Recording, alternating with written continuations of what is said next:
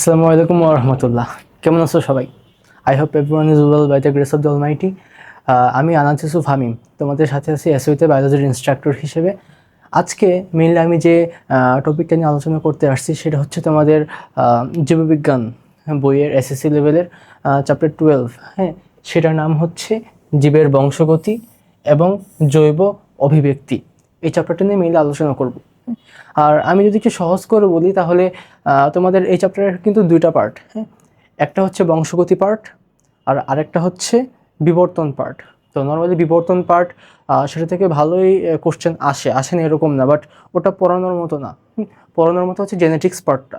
তো আমি মেইনলি যেটা করি, আমি জেনেটিক্স পার্টটা আজকে চেষ্টা করব যতটুকু প্রয়োজন সলভ করে দেওয়ার একটা ক্লাসে। আই হোপ তোমাদের কনসেপ্টটা অনেক ক্লিয়ার হয়ে যাবে। ওকে, আর এই টাইমের তুমি যদি এসএসসি লেভেলের জেনেটিক্সটা তুমি স্কিপ করে যাও তাহলে ইন্টার লাইফে যে তোমার অনেক ঝামেলা পড়তে হবে, কারণ ইন্টার লাইফে এই জেনেটিক্স একটা সেভিয়ারের ভূমিকা পালন করে।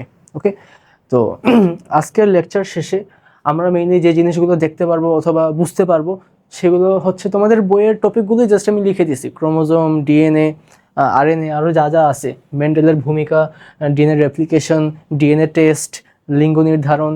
হ্যাঁ, আমি জাস্ট একটা টপিক স্কিপ করছি, সেটা হচ্ছে তোমার জেনেটিক ডিসঅর্ডার। হ্যাঁ, জেনেটিক ডিসঅর্ডার নিয়ে তোমাদের বইয়ে কথা আছে দুটো জেনেটিক ডিসঅর্ডার নিয়ে, একটা হচ্ছে কালার ব্লাইন্ডনেস আর আরেকটা মেবি হচ্ছে থ্যালাসেমিয়া। হ্যাঁ, এই দুটো নিয়ে মিলে কথাবার্তা বলা আছে, সেই দুটো আমি স্কিপ করছি। রিজন হচ্ছে আজকের লেকচার বেশ বড়। হ্যাঁ, একেবারে বেসিক থেকে শুরু করে এত কিছু একটা ক্লাসে পড়ানো টাফ। হ্যাঁ, দুটো ক্লাস মোটামুটি লাগে, তো আজকের ক্লাসটা লেন্দি হবে, বুঝতেই পারতেছো। সো এর কারণে যেটা করছি, আমি লাস্টে যে এমসিকিউ নর্মালি আমি রাখি প্রত্যেকটা ক্লাসেই, ক্লাস শেষে আমি 5টা বা 6টা বোর্ডের এমসিকিউ সলভ করে দিই। বাট আজকে যেটা করবো যে আমি একটা টপিক পড়াবো, দেন জাস্ট সেই টপিকটা একটু স্লাইডটা চেঞ্জ করে দিই, সেই টপিকের উপর আবার আমি 5 থেকে 6টা কোশ্চেন করবো। হ্যাঁ, কোশ্চেন করবো 2-3 মিনিট ইন্টারভ্যাল নিয়ে আমি আনসারটা দিব আর কি। আই হোপ এটা বেটার হবে, কারণ আজকের টপিকটা অনেক বড়। হ্যাঁ, যাই হোক, তো কথাবার্তা না বলে শুরু করবো। আজকে মেইনলি আমরা কোন পার্টটা পড়বো? এই জীবের বংশগতি, এই পার্টটা নিয়ে আমরা আলোচনা করব। ওকে, তো জীবের বংশগতি বা আমাদের চ্যাপ্টারটাকে জেনেটিক্স আমি বলছি। জেনেটিক্স হচ্ছে মিলে বংশগতি বিদ্যা, সেইটার ইংলিশ। জেনেটিক্স বিজ্ঞানী উইলিয়াম ব্যাটসন 1905 সাল যখন বঙ্গভঙ্গ হয়েছিল আর কি, তো তখন বিজ্ঞানী উইলিয়াম ব্যাটসন তিনি এই জেনেটিক্স নামক বায়োলজির এই ব্রাঞ্চ, সেটার সূত্রপাত ঘটান, সেটার নামকরণটা করেন আর কি। সূত্রপাত তো বিজ্ঞানী মেন্ডেল, গ্রেগর জোহান মেন্ডেল তিনিই করেন। এ কারণে আর কি বিজ্ঞানী গ্রেগর জোহান মেন্ডেল, তাকে আবার জেনেটিক্সের জনক বা বাবা এটা বলা হয়। আর মেইনলি জেনেটিক্স নিয়ে একটু পড়াশোনা করতে হয়, আমাদের বেসিক জিনিস জানতে হয় আমাদের, এটা দিয়ে 1 মার্কের কোশ্চেন করা হয়। হ্যাঁ, সিকিউ এর। তো এই বংশগতি বিদ্যা এটা অ্যাকচুয়ালি কি? এটাকে আমি যদি ভাঙি, বংশগতি একটা পার্ট হয়, হ্যাঁ, আর বিদ্যা একটা পার্ট হয়। এখন এই বংশগতি মানে কি এটা জানলে কিন্তু মোটামুটি বংশগতি বিদ্যাটা কি এটা বোঝা হয়ে যায়। বংশগতি নিয়ে মেইনলি বায়োলজির যে ব্রাঞ্চ আলোচনা করা হয় সেটাকে বংশগতিবিদ্যা অথবা জেনেটিক্স বলে। হ্যাঁ, বুঝেই যাচ্ছে। এখন তার মানে বংশগতিটা অ্যাকচুয়ালি কি? বংশগতি বা হেরিডিটি সেটা হচ্ছে মেইনলি ধরো আমাদের মা বাবা থেকে আমাদের দেহে যে বৈশিষ্ট্যগুলো আসে। হ্যাঁ, ফর এক্সাম্পল বলতে পারো তুমি, আমাদের অনেকে হচ্ছে বাবার চোখ পায় অথবা বাবার হাইট পায়, ছেলেরা বিশেষ করে। মেয়েরা হচ্ছে মায়ের হাইট পায় অথবা মায়ের গায়ের শেপ, কি বলে শেপ না তো মানে কালারটা পায়। তো এরকম মা বা বাবা থেকে বিভিন্ন ধরনের বৈশিষ্ট্য আমাদের মাঝে আসে। তো এই যে পিতামাতার বৈশিষ্ট্য যে আমাদের দেহে সঞ্চারিত হচ্ছে, সেই প্রসেসটাকে বলা হয় বংশগতি। হ্যাঁ, বা হেরিডিটি। এটাই বলা হয়েছে যে প্রক্রিয়ায় পিতামাতার বৈশিষ্ট্য, আমি তো কালারটা চেঞ্জ করি, কালারটা যাচ্ছে না, যে প্রক্রিয়ায় পিতামাতার বৈশিষ্ট্য সন্তান সন্ততিতে সঞ্চালিত হয়, হ্যাঁ, তাকে বংশগতি বলে। অর্থাৎ মা বাবার বিভিন্ন ট্রেট বা বৈশিষ্ট্য সেটা আমাদের তাদের সন্তান সন্ততিতে কীভাবে সঞ্চালিত হয়।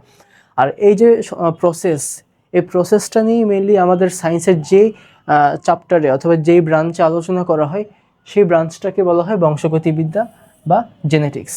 ওকে, তো এই বেসিক জিনিস নিয়ে মেনলি আমি কথাবার্তা বেশি বলবো না। তারপরে হচ্ছে একটা রোডম্যাপ, কীভাবে আমাদের মা বাবা থেকে আমাদের দেহে বৈশিষ্ট্যটা আসে এন্ড সেটা প্রকাশ পায়, সেটার একটা রোডম্যাপ। হ্যাঁ, এটা এখন দেখে একটু কঠিন লাগতে পারে, হ্যাঁ। সো আমি এর জন্য কিছু বেসিক জিনিস নিয়ে এখনই আলোচনা করব ক্লাসের শুরুতে, কারণ এই বেসিক জিনিসটা তুমি যদি জানতে পারো তাহলে আজকের ক্লাসে আনুমানিক 1 ঘন্টা 1.5 ঘন্টা যতক্ষণই ক্লাসটা হোক না কেন বেশি কষ্ট হবে না, হ্যাঁ। মানে ফর এক্সাম্পল খুবই ইজিলি অনেক কিছু বুঝে যাবা, ডিএনএ কি, ক্রোমোজোমটা কি, ডিএনএ আর ক্রোমোজোমের মাঝে সম্পর্ক কি, আবার আরএনএটা কীভাবে তৈরি হয় ডিএনএ থেকে, এসব বিভিন্ন প্রসেস নিয়ে জাস্ট তোমাদের লেভেলে যতটুকু না জানলেই না, বা কনসেপ্ট ক্লিয়ারেন্সের জন্য যতটুকু জানা প্রয়োজন আমি অতটুকুই বলবো। ওকে, তো আমি একটা ফাঁকা স্লাইডে যাই ফার্স্টে। হ্যাঁ, ওকে, আমি ফার্স্টে তোমাদেরকে একটা এমনিতেই বেসিক কোশ্চেন করি, যদি আনসার করতে পারো তাহলে তো ভালো, না পারলেও সমস্যা নেই, কজ আমাকে যখন স্যার ফার্স্ট আস্ক করছে আমি নিজেও পারি নাই, তো ওটা আহামরি কিছু না। বেসিক কোশ্চেনটা হচ্ছে যে বলো কি বলা যায় যে আমাদের একটা ক্রোমোজোমে কয়টা ডিএনএ থাকে? অনেকে ভাবে ভাই একটা ক্রোমোজোমে 100টা 200টা অথবা হাজার হাজার অথবা লাখ লাখ ডিএনএ থাকে, হ্যাঁ। আমি তোমাদের লেভেলে থাকতে এটাই ভাবতাম, বাট অ্যাকচুয়ালি ব্যাপারটা এরকম না, হ্যাঁ। ক্রোমোজোম আর ডিএনএর মাঝের সম্পর্কটা একেবারে ইজি, বা একেবারে ভাই বোনের মতো অ্যাকচুয়ালি। আমি যদি একটু দেখাই, ধরো একটা ডিএনএ আমি ড্র করি, কোন কালারটা ভালো, এটা দিয়ে ড্র করি। ধরো এটা একটা ডিএনএ, হ্যাঁ, ফর এক্সাম্পল এটা একটা ডিএনএ, এটার ভিতরে নাইট্রোজেন বেসগুলো আছে, সেই নাইট্রোজেন বেসগুলো একটু ড্র করি, 1 2 3 4 5, 1 2 3 4 5। তোমরা বলতে পারো ভাইয়া গুনে গুনে দিতেছেন কেন? অ্যাকচুয়ালি ডিএনএর স্ট্রাকচারটা এরকম, ডিএনএর এই দুটো মিলে একটা হয়, কি বলে, একটা পাক হয়, এই দুইটা এরকম সংকোচন মিলে একটা পাক হয়, হ্যাঁ। প্রত্যেকটা পাকে 10টা নিউক্লিওটাইড থাকবে, অথবা এক পাশে 10টা নাইট্রোজেন বেস থাকবে। সো এখানে যদি তার মানে আমি গুনে গুনে 5টা করে দুটো লুপের ভিতরে দিই, তাহলে আমার 10টা হয়ে যাচ্ছে। এটাকে ল বলা হয় একটা, হ্যাঁ, ক্রিকস ল, বিজ্ঞানী ওয়াটসন ক্রিক দুজন মিলে কাজ করছেন। তো এই ক্রিক সাহেব তিনি এই লটা দেন। যাই হোক, এটা লাগবে না, আমি জাস্ট ড্র করার খাতিরে রাখছি। এখন এই ডিএনএ আর ক্রোমোজোমের মাঝে সম্পর্কটা কি? আমি একটা ডিএনএ ড্র করলাম, ডিএনএর সাথে যখন হিস্টোন প্রোটিন যুক্ত হয়, অনেকগুলো হিস্টোন প্রোটিন যুক্ত হয়, হ্যাঁ। ডিএনএগুলো নর্মালি হিস্টোন প্রোটিনের চারদিকে এরকম পেঁচায়, হ্যাঁ, আলটিমেটলি পেঁচায়। তো যখন এই ডিএনএর সাথে হিস্টোন প্রোটিন যুক্ত হয়, তখন সেটাকে আমরা বলি ক্রোমোজোম। কি বলি আমরা? সেটাকে বলি ক্রোমোজোম। ওকে, তো ধরো হচ্ছে এটা একটা ক্রোমোজোম, এটা একটা ক্রোমোজোম। তার মানে একটা ডিএনএ থেকেই কিন্তু একটা ক্রোমোজোম সৃষ্টি হয়। তার মানে আমাদের যে একটা মিসকনসেপশন ছিল এতদিন যে ভাইয়া একটা ক্রোমোজোমে কয়টা ডিএনএ থাকতে পারে, হ্যাঁ, নর্মালি একটা ক্রোমোজোমে একটাই ডিএনএ থাকে। একটা ডিএনএ সেটা যখন সংকুচিত হয় বা কুঞ্চিত হয় আর কি, হিস্টোনের চারিদিকে আবৃত হয়ে হয়ে কুঞ্চিত হয়, তখন ডিএনএর সেই ফেজটাকে আমরা বলি কি? ক্রোমোজোম। ওকে, আই হোপ বুঝতে পারছো তোমরা। এখন ক্রোমোজোম আর ক্রোমাটিনের সম্পর্ক, এটা সবাই যারা সেল ডিভিশন চ্যাপ্টারটা একটু দেখে আসছো সবাই জানো। অ্যাকচুয়ালি কিছুই না, এই ক্রোমোজোমটা যখন আরও কুণ্ডলিত হবে, হ্যাঁ, এই ক্রোমোজোমটা যখন আরও ফার্দার কুণ্ডলিত হবে, তখন সেই ক্রোমোজোমটার নাম হয়ে যায় কি? নাম হয়ে যায় ক্রোমাটিন তন্তু। ধরো এই যে এটা একটা ক্রোমাটিন তন্তু ড্র করলাম আর কি, মাঝখানে এটা হচ্ছে সেন্ট্রোমিয়ার। ওকে, তার মানে আমি এদের মাঝে যে কনভার্সনটা সেটা বুঝাইতে পারলাম, হ্যাঁ। একটা ডিএনএ সেটার সাথে যখন একটা হিস্টোন প্রোটিন যুক্ত হবে, তখন সেটাকে আমি বলবো কি? সেটাকে আমি বলবো ক্রোমোজোম। ক্রোমোজোমটা যখন ফার্দার আরও কুণ্ডলিত হবে, তখন সেটার নাম হয়ে যায় কুণ্ডলিত না মানে আর কি, সংকুচিত হবে। কুণ্ডলিত হওয়া মানে তো হয়ে যাওয়া, মানে মোটা হয়ে যায়, যেটা আমরা সেল ডিভিশনে দেখতে পাই। কুণ্ডলিত হয় না, মানে এটা আরও কমপ্লেক্স ফর্ম নেয় একটা, অ্যান্ড সেটাকে বলা হয় ক্রোমাটিন। ওকে, মানে এখানে আরও হিস্টোন যুক্ত হয়, আরও পেঁচায় ক্রোমাটিনটা ফর্ম করে আর কি আলটিমেটলি। যাই হোক, ডিএনএ, ক্রোমোজোম আর ক্রোমাটিন, এদের মাঝের কনভার্সনটা আমি বললাম। এই বেসিকটা তোমাদের কাজে লাগবে। আর সেকেন্ডলি যে বেসিকটা এখন কাজে লাগবে আমি বলবো, সেটা হচ্ছে, আমি মুছি আগে এগুলো, দাঁড়াও।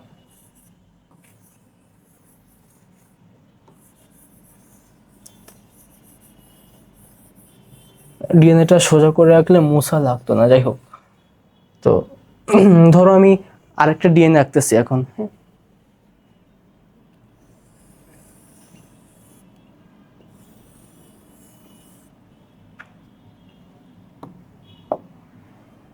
এক, দুই, তিন, চার, পাঁচ। এক, দুই, তিন, চার, পাঁচ। এটাও এঁকে দিই। এক, দুই, তিন, চার, পাঁচ, হ্যাঁ। এটা ফর এক্সাম্পল একটা ডিএনএ, ফাইন। তো এই ডিএনএ এর সাথে, ডিএনএ থেকে কীভাবে আরএনএ তৈরি হয়, অথবা আরএনএর ফার্দার এটার ফেট বা ভবিষ্যৎটা কি, সেটা নিয়ে আমরা একটু কথাবার্তা বলি, ওকে। তো ডিএনএ এটাতে আমাদের সেলে থাকে, এটা নিয়ে সমস্যা নেই। তো ডিএনএ থেকে আরএনএ তৈরি হওয়ার একটা প্রসেস আছে, সেই প্রসেসটাকে বলা হয় ট্রান্সক্রিপশন। ডিএনএ মেইনলি কীভাবে তৈরি হয় সেটা আমি আগে বলি। ডিএনএর এই সূত্রগুলোকে আলাদা করা হয়, মাঝের দুই পাশের দুইটা বেজের মাঝে হাইড্রোজেন বন্ড থাকে কিছু। এই হাইড্রোজেন বন্ডটা যদি ভেঙে দেওয়া হয় তাহলে দুটো সূত্র একটা আরেকটার থেকে পৃথক হয়ে যায়, হ্যাঁ। যখন পৃথক হয়ে যাবে দুটো সূত্রক, তখন ডিএনএটার শেপটা এরকম দেখা যাবে না, যে এটা একটা ডিএনএর স্ট্র্যান্ড বা সূত্রক, এটা একটা ডিএনএর স্ট্র্যান্ড বা সূত্রক, হ্যাঁ। ডিএনএটাতে এরকম দেখা যাবে তখন, যখন মাঝখানের হাইড্রোজেন বন্ডটা ভেঙে দেওয়া হবে। দুইটা পলিনিউক্লিওটাইড চেইনের মাঝের যখন নাইট্রোজেন বেসগুলোর মাঝের হাইড্রোজেন বন্ডটা ভেঙে দেওয়া হবে, তখন তো শেপটি এরকম হয়ে যাবে ডিএনএর, হ্যাঁ। তখন যে কোনো একটা সূত্র ধরতে পারো তুমি, এই সূত্রক অথবা নিচের সূত্রক, এটাকে মাতৃকা অথবা ম্যাট্রিক্স অথবা বেইজ ধরে তোমার এটার কমপ্লিমেন্টারি অথবা পরিপূরক আরেকটা চেইন তৈরি হবে। ধরো এখানে সিকোয়েন্স ছিল এরকম, ফার্স্টে ধরো এটা ব্ল্যাক দিয়ে দেখানো বেটার হবে, ব্ল্যাক না সরি, এটা ধরো এইখানে নিউক্লিওটাইডগুলোর সিকোয়েন্স ছিল এরকম এ টি জি টি এ। তখন এটার কমপ্লিমেন্টারি যখন আরএনএ তৈরি হয় ট্রান্সক্রিপশন প্রক্রিয়ায়, তখন বেস সিকোয়েন্সগুলো থাকে এরকম, যেটা এর কমপ্লিমেন্টারি কি টি, বাট আরএনএতে তো টি থাকবে না, আরএনএতে থাকে ইউরাসিল। সো আলটিমেটলি এখানে ইউরাসিল থাকবে ফার্স্টে, তারপরে থায়ামিন যেটা ডিএনএতে ছিল সেটার কমপ্লিমেন্টারি কি এডিনিন, সো এখানে এডিনিন বসবে। এরকম করে কমপ্লিমেন্টারি, জি এর কমপ্লিমেন্টারি সি, টি এরটা হচ্ছে এরটা হচ্ছে ইউ, হ্যাঁ। এইভাবে আর কি যে ডিএনএ থেকে আরএনএটা তৈরি হয়। ডিএনএ সেটার দুটো চেইনের মাঝের হাইড্রোজেন বন্ড সেটা ভেঙে যায়, দুটো সূত্র পরস্পর পৃথক হয়ে যায়, যে কোনো একটা সূত্রকে খাঁজ হিসেবে ব্যবহার করে সেইটার নিউক্লিওটাইডকে কপি করে কমপ্লিমেন্টারি আরেকটা সূত্রক তৈরি করা হয়, সেটাকে বলা হয় আরএনএ।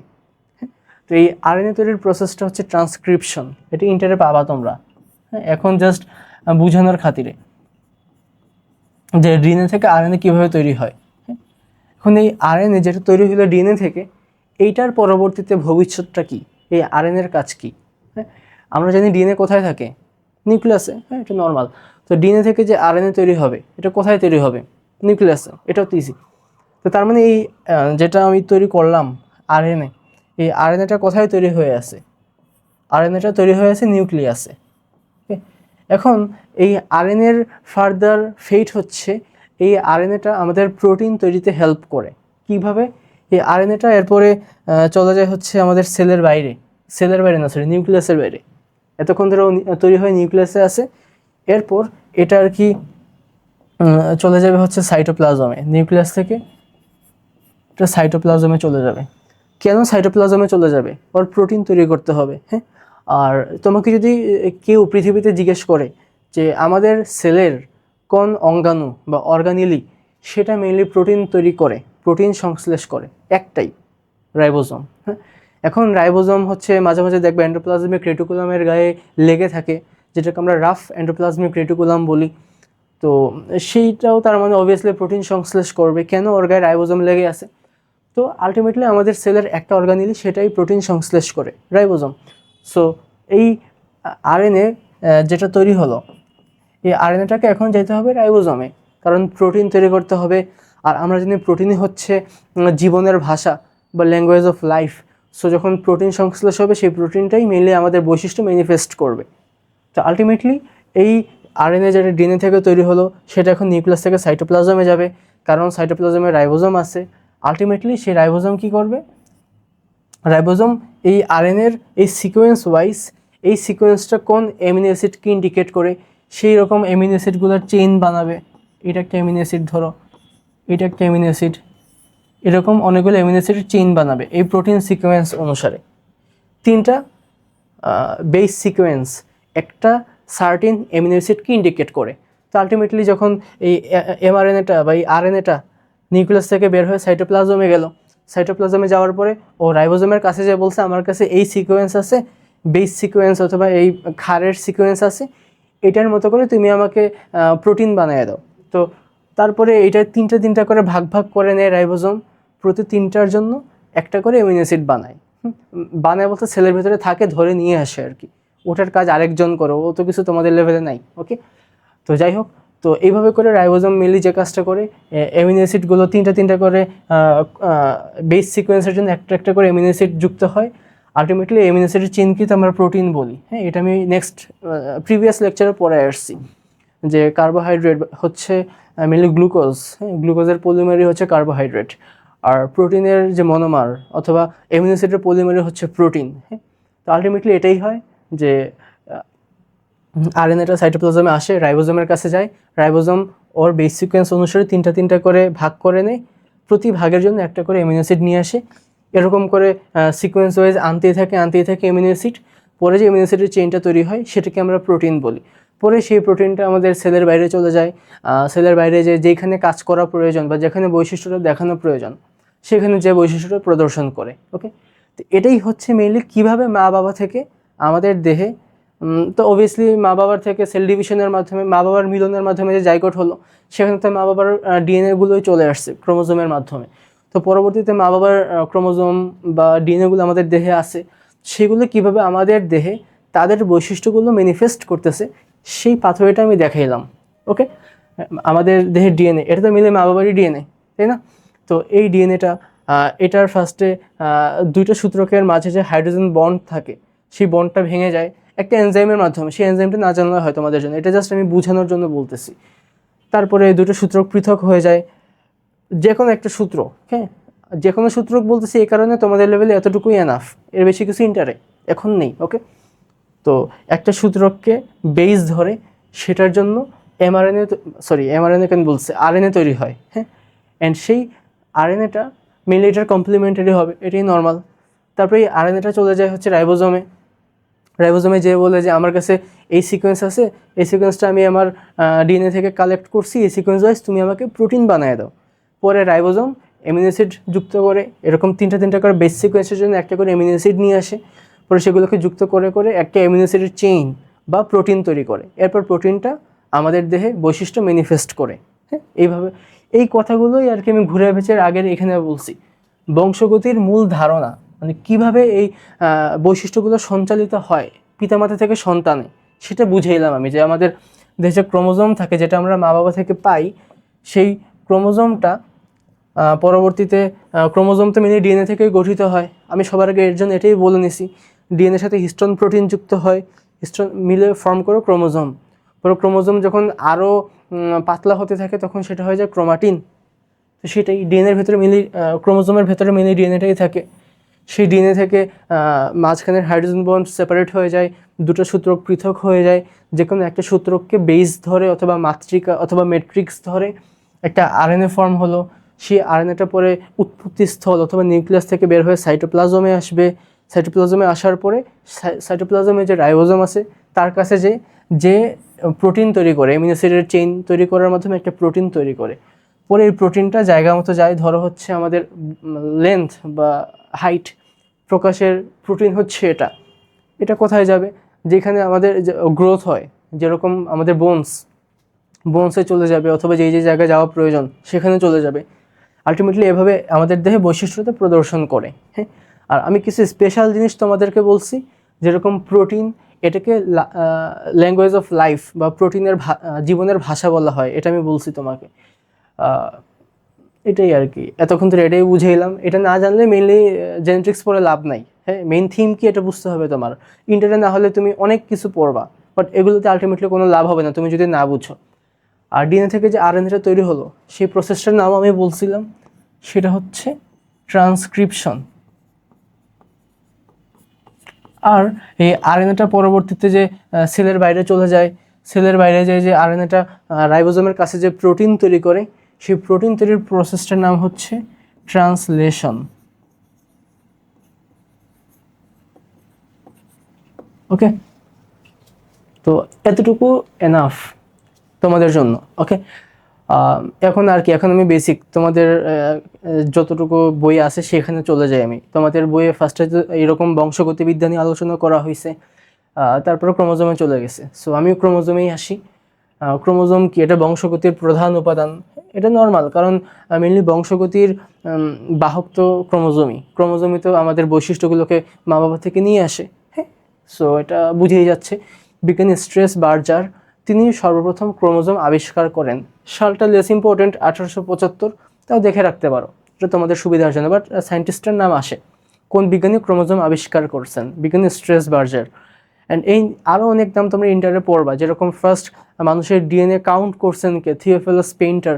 এরকম আরও বিভিন্ন সায়েন্টিস্টের নাম আসবে ইন্টারে। ওকে, তো ওগুলো আর কি কৌতূহলের জন্য পড়তে হয়, পড়তে পড়তে মাথায় যতটুকু থাকে থাকলো, না থাকলে নাই। তো এখানে একটা লেখা আছে, আপাতত একটাই পড়ো, যে বিজ্ঞানী স্ট্রেস বার্জার তিনি ক্রোমোজোম আবিষ্কার করেন। আর হচ্ছে ক্রোমোজোমের অবস্থান কোথায় এটা দুনিয়ার সবাই জানে, যে অ্যাটলিস্ট 9-10 উঠছে সে সবাই এরকম সবাই জানে। আমাদের সেলের নিউক্লিয়াসের ভেতরে যে নিউক্লিওপ্লাজম বা মাতৃকাটা, সেই নিউক্লিওপ্লাজমে নর্মালি যে থাকে ক্রোমোজোমটা থাকে আর কি। ক্রোমোজোমটা নর্মালি ক্রোমাটিন আকারে থাকে। হ্যাঁ, যখন সেল ডিভিশনের মেটাফেজ পর্যায়ে যায় তখন আমরা সেটাকে সুন্দর মতো ক্রোমোজোম হিসেবে দেখতে পাই স্পষ্টভাবে। ওকে, এগুলো এখানে বলা হয়েছে, এটা আর কি এক্সট্রা করে পড়ানোর কিছুই নেই তোমাদের। আমি টেক্সটগুলো কেন দেই, রিজন হচ্ছে যেন আমার কথার মাধ্যমে তোমাদের এমসিকিউ ক্লিয়ার হয়ে যায় আমার পড়ানোর মাধ্যমে, আর আমার টেক্সটের মাধ্যমে তোমাদের রিটেনটাও ক্লিয়ার হয়ে যায়। হ্যাঁ, আমি এর জন্যই নর্মালি টেক্সটও এড করি, প্লাস মুখেও বলি, দুটোই করি। নাহলে তো জাস্ট রিডিং দিলেই পারতাম। যাই হোক, এখন আমরা নেক্সট স্লাইডে যাই। ওকে, আর নেক্সট স্লাইডে হচ্ছে মেনলি ক্রোমোজোমের সংখ্যা কয়টা কি থাকে এটা নিয়ে আলোচনা করা হয়েছে। যে আমরা জানি যে ক্রোমোজোমের সংখ্যা 2 থেকে 16টা পর্যন্ত হইতে পারে। 2 থেকে 1600 পর্যন্ত। আমাদের দেহে কয়টা? 23 জোড়া অথবা 46, এরকম করে। আমাদের সঙ্গে মিল আছে সম্ভবত রেশম পোকার, আমি ভুলে গেছি, এরকম মিল আছে 46 ওদের। তো এরকম করে তোমাদের ইন্টারে একটা ছক আছে, চার্ট আছে, এত কিছু জানার দরকার নেই। আপাতত জানো আমাদের 46টা বা 23 জোড়া ক্রোমোজোম আছে। আর এমনিতে ক্রোমোজোম থাকতে পারে কত? 2 থেকে 1600 পর্যন্ত। কারণ ক্রোমোজোম আমরা জানি জোড়া জোড়া আকারে থাকবে। তো আলটিমেটলি সর্বনিম্ন যদি আমি কাউন্ট করি, ওটা কত হবে? 2 হবে। আর সর্বোচ্চ 1600 পর্যন্ত একটা জীবে ক্রোমোজোম হতে পারে। আর এমনিতে জানার জন্য, এটা লাগে না তোমাদের জন্য, সেটা হচ্ছে 2টা। এই সবচেয়ে কম থাকে কোনটায়? মেনলি গোলকৃমি। হ্যাঁ, গোলকৃমি, অ্যাসকেরিস মেগালোসেভালাস একটা নাম আছে, যাই হোক দরকার নেই। সেই গোলকৃমি, আমি বাংলা লেখা ভুলে গেছি। গোলকৃমি, এই গোলকৃমির ভিতরে মাত্র 2টো ক্রোমোজোম থাকে। হ্যাঁ, আর হচ্ছে 1600 ক্রোমোজোম থাকে কোথায়, এটা না জানলেও হয়, এটা জানার দরকার নেই তোমাদের। আর ক্রোমোজোমের দৈর্ঘ্য প্রস্থ এগুলো একটু দেখবা। আর মাইক্রন, এই ওয়ার্ডটা একটু অপরিচিত লাগতে পারে তোমাদের কাছে। মাইক্রনটা আবার কি? মাইক্রন কিছুই নেই, মাইক্রন হচ্ছে মাইক্রোমিটার, যেটা সেটা মানে 10⁻⁻6 মিটার। হ্যাঁ, সেটাকে মাইক্রোমিটারকে মাইক্রন বলা হয়। হ্যাঁ, আরও আছে কনভার্সন, এগুলো তোমরা ইন্টারে জানতে পারবা। ফার্মিয়ন একটা আছে, ভুলে গেছি, দরকার নেই এটা। তো যাই হোক, আর ক্রোমোজোম নিয়ে আরও কথাবার্তা আছে, সেটা বলতেছি আমি তোমাদেরকে। তো এতক্ষণ ধরে কী কী বললাম, তার মানে ক্রোমোজোম এটা হচ্ছে বংশগতির প্রধান উপাদান। বিজ্ঞানী স্ট্রেস বার্জার সর্বপ্রথম ক্রোমোজোম আবিষ্কার করেন। ক্রোমোজোম কোথায় থাকে? সেলের নিউক্লিয়াসের ভেতরে যে নিউক্লিওপ্লাজম সেখানে থাকে, সেখানে যে ক্রোমাটিন তন্তু থাকে সেটি তো মিলে একটা ক্রোমোজোম, তাই না? তো ওকে, আর হচ্ছে ক্রোমোজোমের সংখ্যা কত আর ক্রোমোজোমের লেন্থ কতটুকু হতে পারে, এটাই। এর পরের স্লাইডের জন্য আমি একটু আবার আগে একটা ফাঁকা স্লাইড বের করে নিই। ধরো এখানে আমি কিছু আঁকাআঁকি করব। হ্যাঁ, ধরো আমার একটা ডিএনএ আঁকি আমি ফার্স্টে।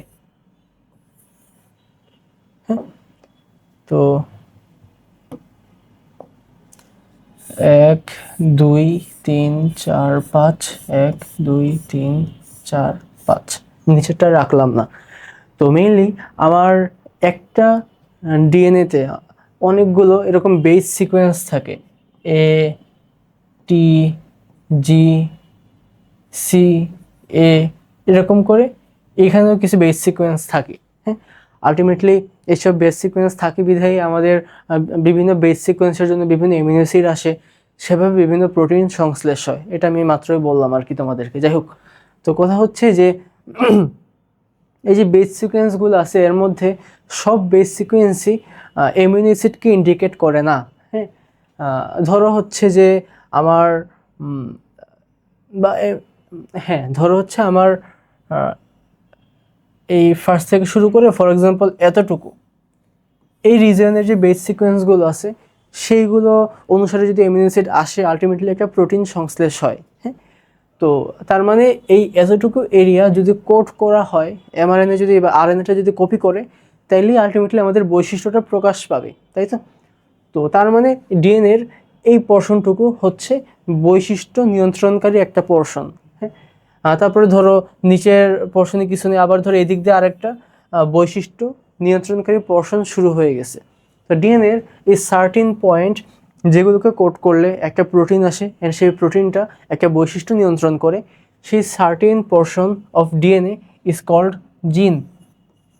ওকে, তো আমি তার মানে আজকের ক্লাসে অলরেডি ক্রোমোজোম আর ডিএনএর সম্পর্ক, ডিএনএ থেকে কীভাবে এমআরএনএ, প্রোটিনটা কীভাবে বৈশিষ্ট্য ম্যানিফেস্ট করে, দেন হচ্ছে জিন কি, এই টার্মগুলো তোমাদের পরিচয় করে দেওয়া হয়েছে এই টার্মগুলোর সাথে। ওকে, তো জিনটাকে এটা বুঝলে জিন কিছুই না, ডিএনএর একটা ফ্র্যাগমেন্টাল পোর্শন।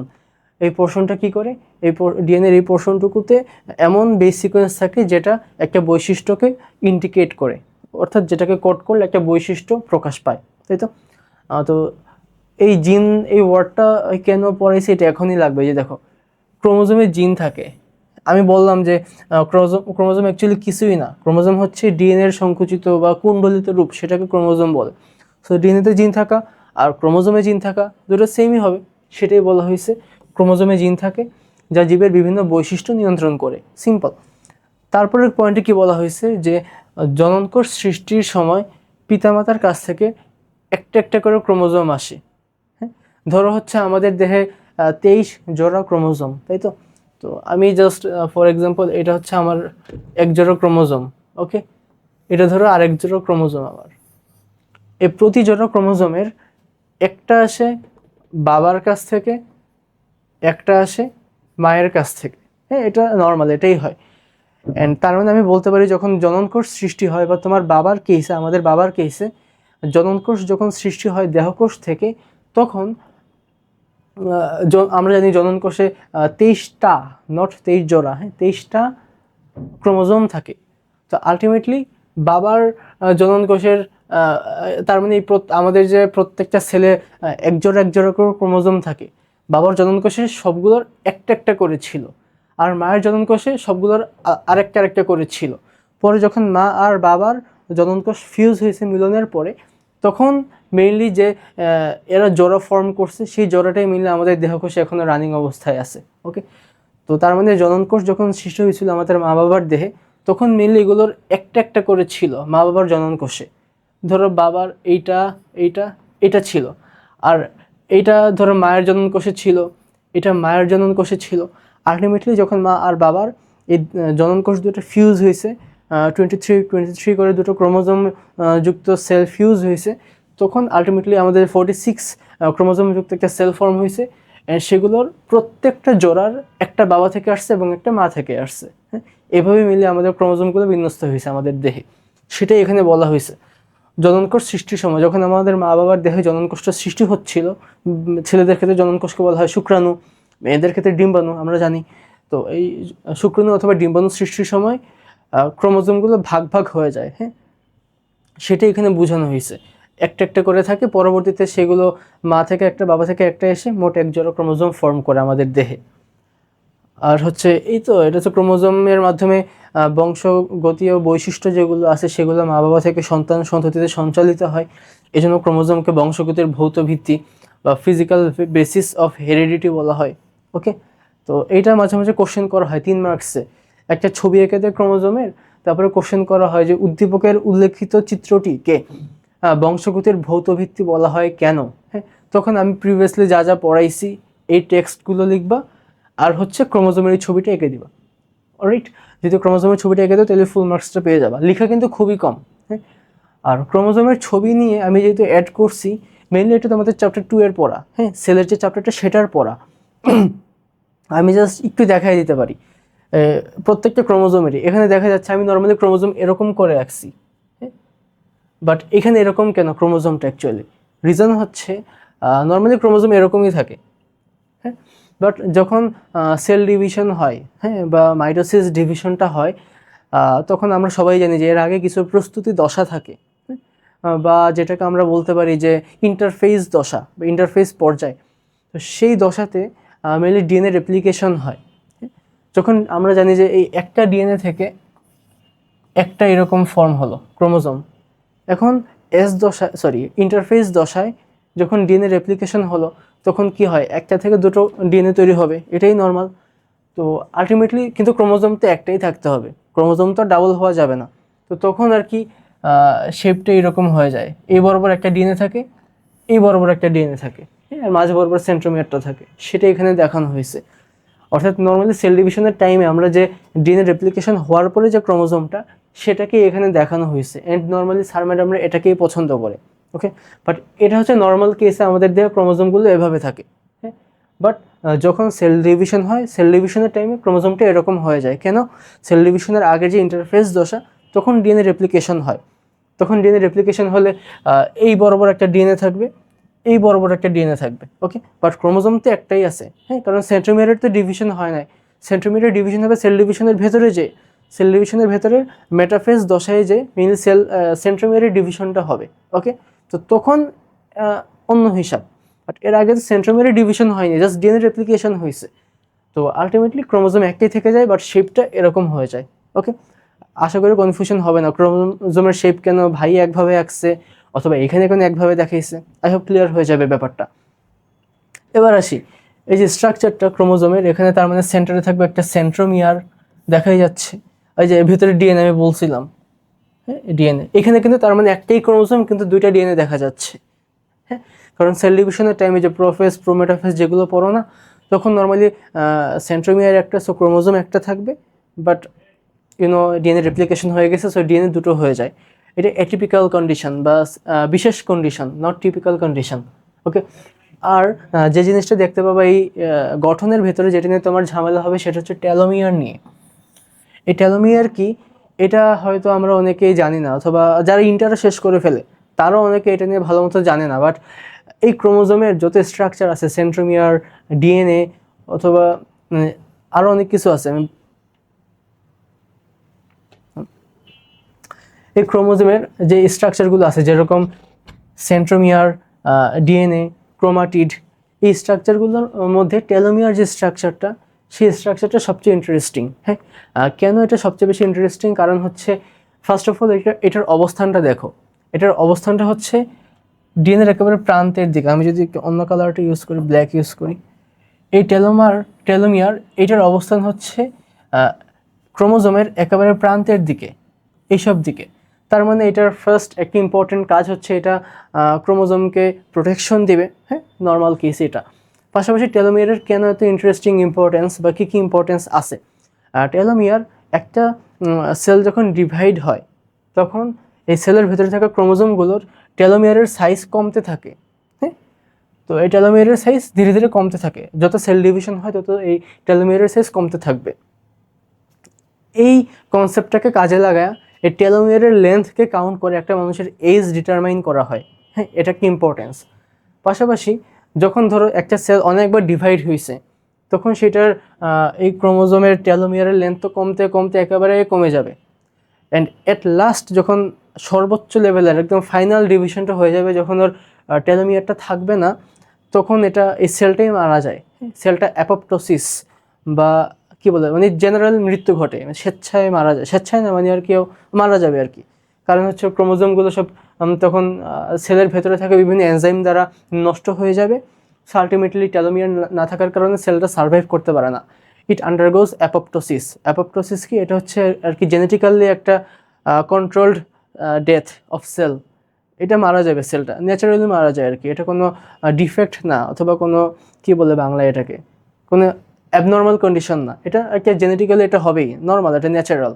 ওর টেলোমিয়ার লেন্থ যখন নাই হয়ে যাবে, টেলোমিয়ারটা থাকবে না, সেল ডিভিশন হতে হতে যখন টেলোমিয়ার লেন্থ কমতে কমতে একেবারে 0 হয়ে যাবে, তখন সেলটা মারা যায়। হ্যাঁ, আর হচ্ছে আরেকটা ইম্পর্টেন্স আছে টেলোমিয়ারের, সেটা হচ্ছে ধরো হচ্ছে আমাদের যে ক্যান্সার সেল আছে না, তো ক্যান্সার সেল মাঝে মাঝে একটা এনজাইমকে হাইজ্যাক করে, নাম হচ্ছে টেলোমারেজ। হ্যাঁ, নামের সাথে মিল আছে, টেলোমিয়ারের নামের সাথে মিল আছে। তো এই টেলোমারেজ যে এনজাইমটা, এটা নর্মালি টেলোমিয়ার সিনথেসিস করতে পারে। সো এভাবে একটা ক্যান্সার সেল যতই ডিভাইড হোক না কেন, আলটিমেটলি সেটা টেলোমিয়ারের লেন্থ কমে না। হ্যাঁ, যখন টেলোমিয়ারের লেন্থ কমবে না, তো ক্যান্সার সেল তো উড়াধুরা ডিভাইড হতে থাকবে। তো আলটিমেটলি ক্যান্সার সেলগুলো ইমর্টাল হয়ে যায়। হ্যাঁ, সো টেলোমিয়ারের এসব কিছু ইন্টারেস্টিং ইম্পর্টেন্স আছে। এটা এমনিতে জানার জন্য, এটা নর্মালি ওরকম লাগে না, জাস্ট এমনি জানার জন্য বললাম, যেন ক্লাসটা ইন্টারেস্টিং হয়। ওকে, ক্রোমোজোম নিয়ে মোটামুটি বলছি। এবার হচ্ছে ক্রোমোজোমের ছোট ভাই, যার মাধ্যমে ক্রোমোজোম তৈরি হয়েছে, ডিএনএ, সেটা নিয়ে পড়াশোনা করব আমরা। ডিএনএ দেন আরএনএ, এগুলো নিয়ে পড়াশোনা করব। তো ডিএনএর ফুল মিনিং যেটা, এটা হচ্ছে স্যার ম্যাডামদের মুখস্থ কোশ্চেন, তাদের এতই পছন্দ তারা এটা দিবে। অ্যান্ড এই চ্যাপ্টারের অন্যতম ইম্পর্টেন্ট 1 মার্কের কোশ্চেন, যেটা আমাদের নর্মালি সিকিউএ করা হয়, সেটা নর্মালি এটাই, ডিএনএর পূর্ণরূপ লিখো অথবা আরএনএর পূর্ণরূপ লিখো। হ্যাঁ, এই কোশ্চেনগুলো নর্মালি করা হয়, সিম্পল। এইখানে এই আনসারিংয়ে তোমরা যে ভুলটা করবা, তোমরা দেখো ভাইয়া D capital letter, N capital letter, A capital letter, তাই আমি ডিঅক্সি আলাদা, ডিঅক্সি রাইবো আলাদা লিখবো, নিউক্লিক আলাদা লিখবো, এসিড আলাদা লিখবো না, এরকম না। ডিঅক্সি রাইবো নিউক্লিক এটা একসাথে হবে। এই ফার্স্ট ভুলটা তোমরা করো। আর সেকেন্ড যে ভুলটা করো সেটা হচ্ছে নিউক্লিক বানানটা ভুল করো। হ্যাঁ, নিউক্লিক, CLEIC, এই বানান দুটো তোমরা ভুল করো, এটা যেন ভুল না হয়। ওকে, আর ডিএনএটা কি, ফার্স্ট টাইমে গ্রস স্ট্রাকচারটা পড়াবো। হ্যাঁ, মানে বাইরে থেকে আমরা কী কী দেখতে পাই, তারপরে ধীরে ধীরে এটার কেমিক্যাল স্ট্রাকচারে আমরা যাব। ওকে, তো ডিএনএ, এটার ভিতরে আমরা দেখতে পাচ্ছি যে আমার 2টা সূত্রক আছে। এটা হচ্ছে একটা সূত্রক ডিএনএর, আর এটা হচ্ছে আরেকটা সূত্রক। এই সূত্রকগুলোকে বলা হয় পলিনিউক্লিওটাইড সূত্রক। কেন পলিনিউক্লিওটাইড বলা হয়, এটা একটু পরবর্তীতে যখন আমরা কেমিক্যাল স্ট্রাকচার পড়বো, তখন আমি নিউক্লিওটাইড কি, পলিনিউক্লিওটাইড কি, এগুলো বুঝাবো। ওকে, এটা নিয়ে এত ভয় পাওয়ার কারণ নেই। তো আলটিমেটলি ডিএনএর 2টা সূত্রক থাকে, সূত্রকগুলোকে বলা হয় পলিনিউক্লিওটাইড সূত্রক। হ্যাঁ, অ্যান্ড এই গঠনটা কীরকম, স্পাইরাল শেপ অথবা সর্পিলাকার গঠন। সো ডিএনএর যদি কখনো ডেফিনেশন চাওয়া হয়, হোয়াট ইজ ডিএনএ, বলবো যে এটা হচ্ছে 2টা পলিনিউক্লিওটাইড চেইন দ্বারা গঠিত ডাবল হেলিক্স গঠন, বা একটা দ্বিসর্পিল গঠন। ওকে, এই ডেফিনেশনটা আসে মাঝে মাঝে। তারপরে ডিএনএর এখানে কিছু লেন্থ নিয়ে কথাবার্তা বলা আছে, এই লেন্থটা আমি এখন ক্লারিফাই করে দিই, কারণ নাহলে ভবিষ্যতে অনেক ঝামেলা হবে তোমাদের। ফার্স্টে আমি তোমাদের বলছিলাম যে ডিএনএর একটা পাক যদি কাউন্ট করতে চাও, এই 2টা এরকম কনস্ট্রিক্টিং পয়েন্টকে তুমি কনসিডার করবা। অন্য কালার নিয়ে আসি, এটা একটা কনস্ট্রিক্টেড পয়েন্ট, আর ধরো 1টা 2টা 2 নম্বর, এটা হচ্ছে আরেকটা কনস্ট্রিক্টিং পয়েন্ট, এটা একটা, এটা একটা। এই পুরোটা হচ্ছে ডিএনএর একটা পাক। হ্যাঁ, আর এই একটা পাকের লেন্থ হচ্ছে 34 অ্যাংস্ট্রম। অ্যাংস্ট্রম মানে কি, 1 অ্যাংস্ট্রম মানে হচ্ছে 10⁻⁻10 মিটার। ওকে, আর এমনিতে হজবরল হয়ে যাবে, দেখে রাখো অ্যাংস্ট্রম কি, 10⁻10 মিটার, এতটুকুই। ওকে, তো তার মানে আমি পাকটা বুঝাইলাম, 2টা কনস্ট্রিক্টিং পয়েন্টকে একসঙ্গে ধরে এটা হচ্ছে একটা পাক। এই পাকের লেন্থ হচ্ছে 34 অ্যাংস্ট্রম। তারপরে কোশ্চেন আসতে পারে যে ভাইয়া আপনি বলছেন যে একটা পাকে 10টা আরএনএ, সরি কী বলতেছে, 10টা এরকম নাইট্রোজেন বেস থাকে, আপনি বলছিলেন 10টা গুনে গুনে আঁকছিলেন 5টা করে 2টা লুপে। তার মানে আমি বলতে পারি যে এই যে 2টা নিউক্লিওটাইড, বা দুইটা যে আরএনএ বেস, কি বলতেছি আমি, মানে নাইট্রোজেন বেস, এদের মাঝে ডিস্টেন্স হচ্ছে 34কে আমি যদি 10 দ্বারা ভাগ করি তাহলেই পেয়ে যাব। হ্যাঁ, এটাই ট্রু। তুমি যদি ফুল একটা পাকের লেন্থ জানো 34 অ্যাংস্ট্রম, এবং আমি এটাও জানি একটা পাকে 10টা নিউক্লিওটাইড অথবা 10টা এরকম নাইট্রোজেন বেস থাকে, তাইলে আমি বলতে পারবো যে দুইটা পাশাপাশি নাইট্রোজেন বেসের মাঝের ডিস্টেন্স তাইলে কত হবে, হবে 3.4 অ্যাংস্ট্রম। ওকে, এই দুটা জিনিস বললাম। আর আরেকটা জিনিস আছে, সেটা হচ্ছে এটা একটা পলিনিউক্লিওটাইড চেইন আমি দেখাইছি, আর এটা হচ্ছে আরেকটা পলিনিউক্লিওটাইড চেইন, তাই না? তো এই দুইটার মাঝের ডিস্টেন্স কত, অথবা আরও সহজ ভাষায় বললে ডিএনএর ব্যাস কত, এটা হচ্ছে 20 অ্যাংস্ট্রম। ওকে, তো এই ডিজিট তিনটা, এগুলো অনেক ইম্পর্টেন্ট, এগুলো আসবে এক্সাম, এগুলো যেন সলভ করতে পারো। তোমাকে যদি জিজ্ঞেস করা হয় যে একটা পাকের দৈর্ঘ্য কত, 34 অ্যাংস্ট্রম, দুইটা নিউক্লিওটাইডের মাঝের ডিস্টেন্স কত, অথবা দুইটা নাইট্রোজেন বেজের মাঝের ডিস্টেন্স কত, 3.4 অ্যাংস্ট্রম, আর হচ্ছে ডিএনএর ব্যাস বা দুইটা পলিনিউক্লিওটাইড চেইনের মাঝের ডিস্টেন্স কত, 20 অ্যাংস্ট্রম। ওকে, এগুলো এখানে লিখছি, এগুলো আই হোপ আর এক্সট্রা করে বলার দরকার নেই আমার। আর হচ্ছে বিজ্ঞানী ওয়াটসন এবং বিজ্ঞানী ক্রিক, তারা 1953 সালে ডিএনএ ডাবল হেলিক্স মডেলটা প্রস্তাব করেন, অ্যান্ড এর জন্য তারা নোবেল পুরস্কারটা পান। শুধু তারা না, আরও কয়েকজন মিলে ঝিলে পান। আর ডিএনএকে বংশগতির রাসায়নিক ভিত্তি বলা হয়। আচ্ছা, আমি একটা কোশ্চেন করি, ক্রোমোজোম তো পড়াইছি, ওখানে কোশ্চেন করা উচিত ছিল আমার। বংশগতির ফিজিক্যাল বেসিস সেটা কোনটা? ক্রোমোজোম। দেন হচ্ছে ক্রোমোজোমকে আবিষ্কার করেন স্ট্রেসবার্জার। তারপরে কোশ্চেন হচ্ছে ক্রোমোজোম যেটা, এটা সর্বনিম্ন কত হতে পারে, সর্বোচ্চ কত সংখ্যক ক্রোমোজোম একটা সেলে থাকতে পারে? 2 থেকে 1600।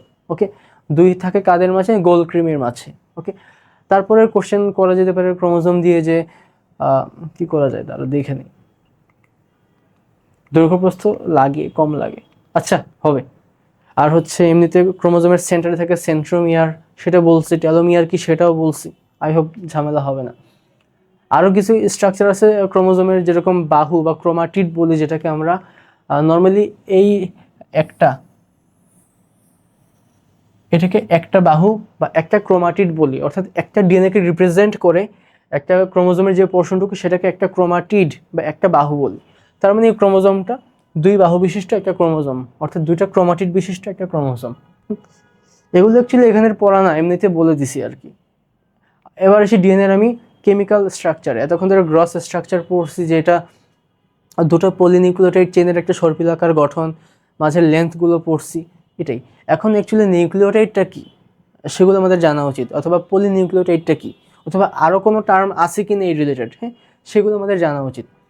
তো এই ফিগারটা আমি জাস্ট ইজি করে একটু তুলে আনছি, এখানে একটু আছে, ঘাপলা আছে ফিগারগুলোর, এখানে একটু অক্সিজেন থাকে মাথায় মাথায়, দেখা যাচ্ছে? দেখা যাবে, সমস্যা নেই।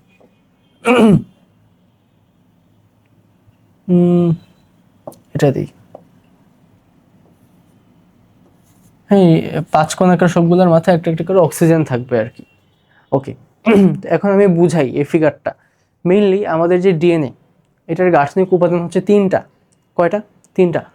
প্রথমে হচ্ছে একটা হচ্ছে একটা সুগার থাকে, ডিঅক্সিরাইবোজ সুগার, সেটা একটু আর্ট করে, যে ডিঅক্সিরাইবোজ সুগার থাকে একটা।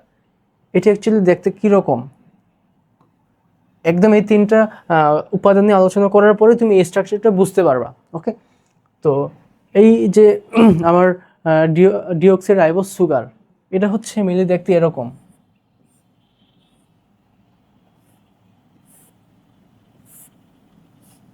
এই একটা অক্সিজেন থাকবে, আর রাইবোজ মানে কি, 5 কার্বন বিশিষ্ট একটা সুগার, তাদেরকে আমরা রাইবোজ বলি।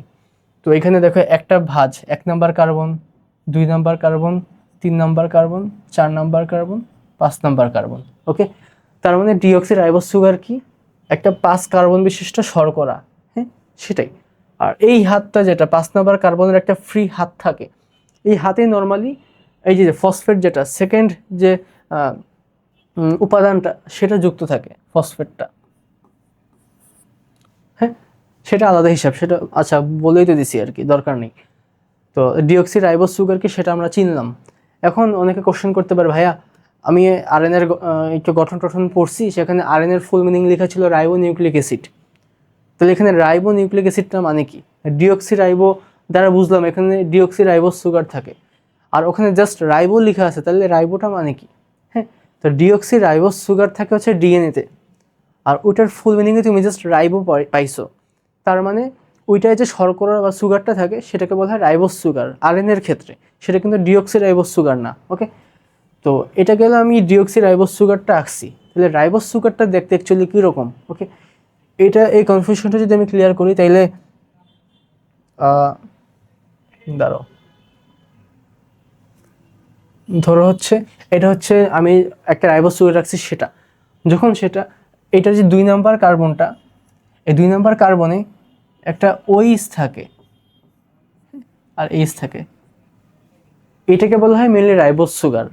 যখন এই ওএসটা থাকবে না, জাস্ট এইস থাকবে, তখন সেটাকে বলা হয় ডিঅক্সি রাইবোজ সুগার। ওকে, তার মানে রাইবোজ সুগার থাকবে নর্মালি ডিএনএ অথবা আরএনএতে, ডিএনএর ক্ষেত্রে সেটাকে বলা হবে ডিঅক্সি রাইবোজ সুগার। হ্যাঁ, আর হচ্ছে আরএনএর ক্ষেত্রে জাস্ট রাইবোজ সুগার থাকে। আর ডিঅক্সি বা এমনিতে রাইবোজ সুগারের মানেটা কি? একটা 5 কার্বন বিশিষ্ট সুগারকেই বলা হয় রাইবোজ সুগার। সেটার 2 নম্বর কার্বনে ওএইচ যদি থাকে সেটাকে আমরা বলবো রাইবোজ সুগার, যেটা আমরা আরএনএর ক্ষেত্রে দেখতে পাবো। আর যদি 5 নম্বর কার্বনের ওএইচের ওটা না থাকে, জাস্ট এইচটা থাকে, তখন সেই সুগারটাকে আমরা বলবো ডিঅক্সি রাইবোজ সুগার, যেটা আমরা নর্মালি ডিএনএতে দেখতে পাই। ওকে, তো ডিএনএর তেলে ফার্স্ট যে কনস্টিটিউয়েন্টটা সেটা বললাম ডিঅক্সি রাইবোজ সুগার, এটা দেখতে কেমন আঁকাইছি এটা। আর রাইবোজ সুগারটাও ফার্স্টে ইনিশিয়ালি আঁকছিলাম, এখানে ও থাকবে তাইলেই হবে। আরএনএর গঠন এটা আছে।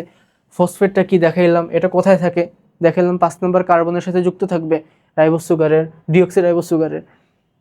আর 3 নম্বর যে constituent nitrogen base, nitrogen base কোথায় যুক্ত থাকে?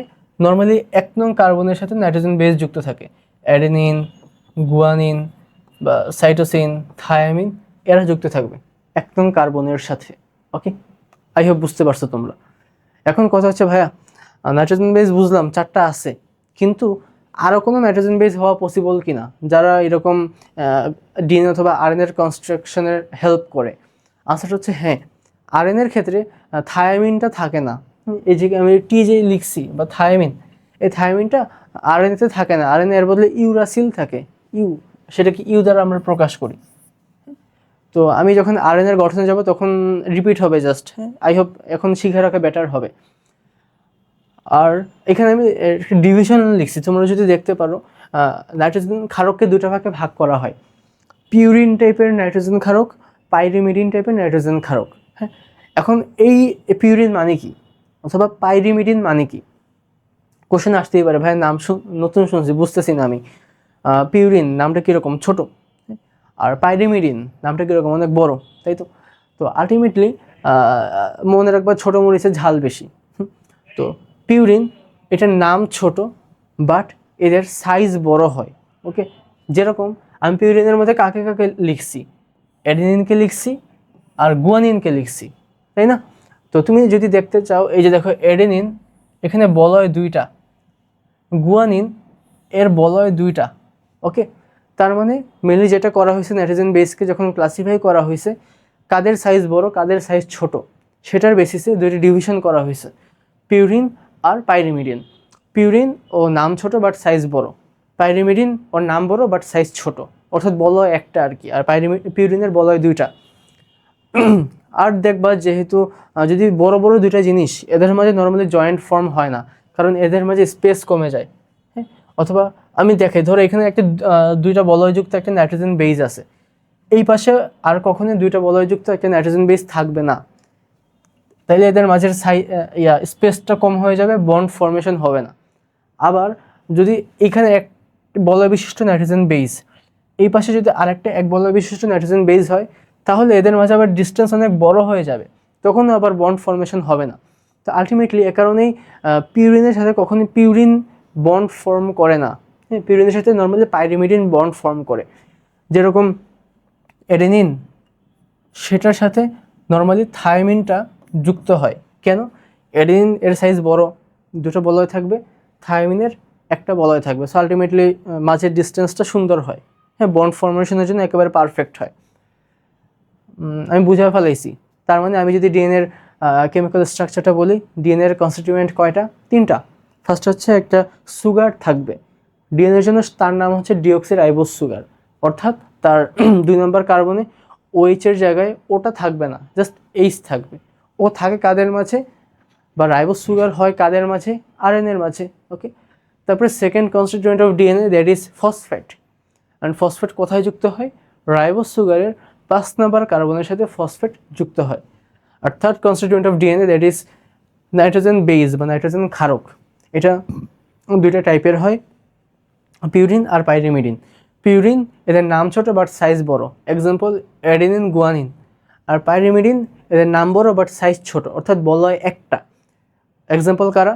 সাইটোসিন এবং থায়ামিন। অ্যান্ড আমি যে বলছি যে পিউরিনের সাথে কখনই পিউরিন বন্ড ফর্ম করবে না, পিউরিনের সাথে পাইরিমিডিন বন্ড ফর্ম করবে, সেগুলো এখানে দেখানো হয়েছে। আর অ্যাডেনিন আর থায়ামিনের মাঝে 2টা হাইড্রোজেন বন্ড থাকে, গুয়ানিন আর সাইটোসিনের মাঝে 3টা হাইড্রোজেন বন্ড থাকে।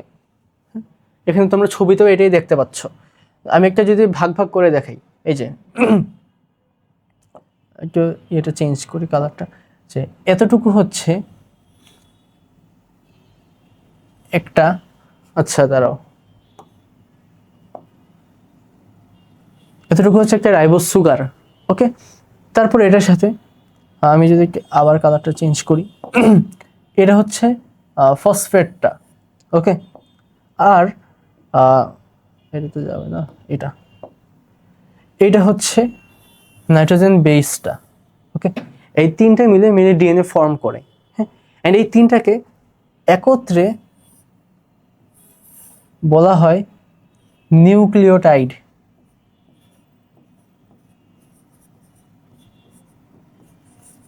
হ্যাঁ, নিউক্লিওটাইড বলা হয়। আর আমরা দেখতে পাচ্ছি একটা সাইডের চেইনে অনেকগুলো এরকম নিউক্লিওটাইড পরপর যুক্ত হয়ে চেইনটা ফর্ম করছে। That's why that chain is called polynucleotide chain. হ্যাঁ, আই হোপ আমরা যে একটু আগে ডিএনএর গ্রসে যে আমরা ডিএনএর যে ডেফিনেশনটা পড়ে আসছি সেটা ক্লিয়ার হয়ে গেছে আমাদের। নিউক্লিওটাইড অ্যাকচুয়ালি কি? এই 3টা কনস্টিটিউয়েন্টকে একত্রে একটা নিউক্লিওটাইড বলা হয়। এরকম অনেকগুলো নিউক্লিওটাইড মিলিত একটা চেইন ফর্ম করতেছে, সো আলটিমেটলি একটা চেইনকে একটা পলিনিউক্লিওটাইড চেইন বলা হয়। আর আরেকটা টার্ম, সেটা আর কি স্যার ম্যাডামরা মাঝে মাঝে জিজ্ঞেস করে, সেটা হচ্ছে নিউক্লিওটাইড তো বললা, নিউক্লিওসাইড কি? আমি লিখে দিই এটা, সরি,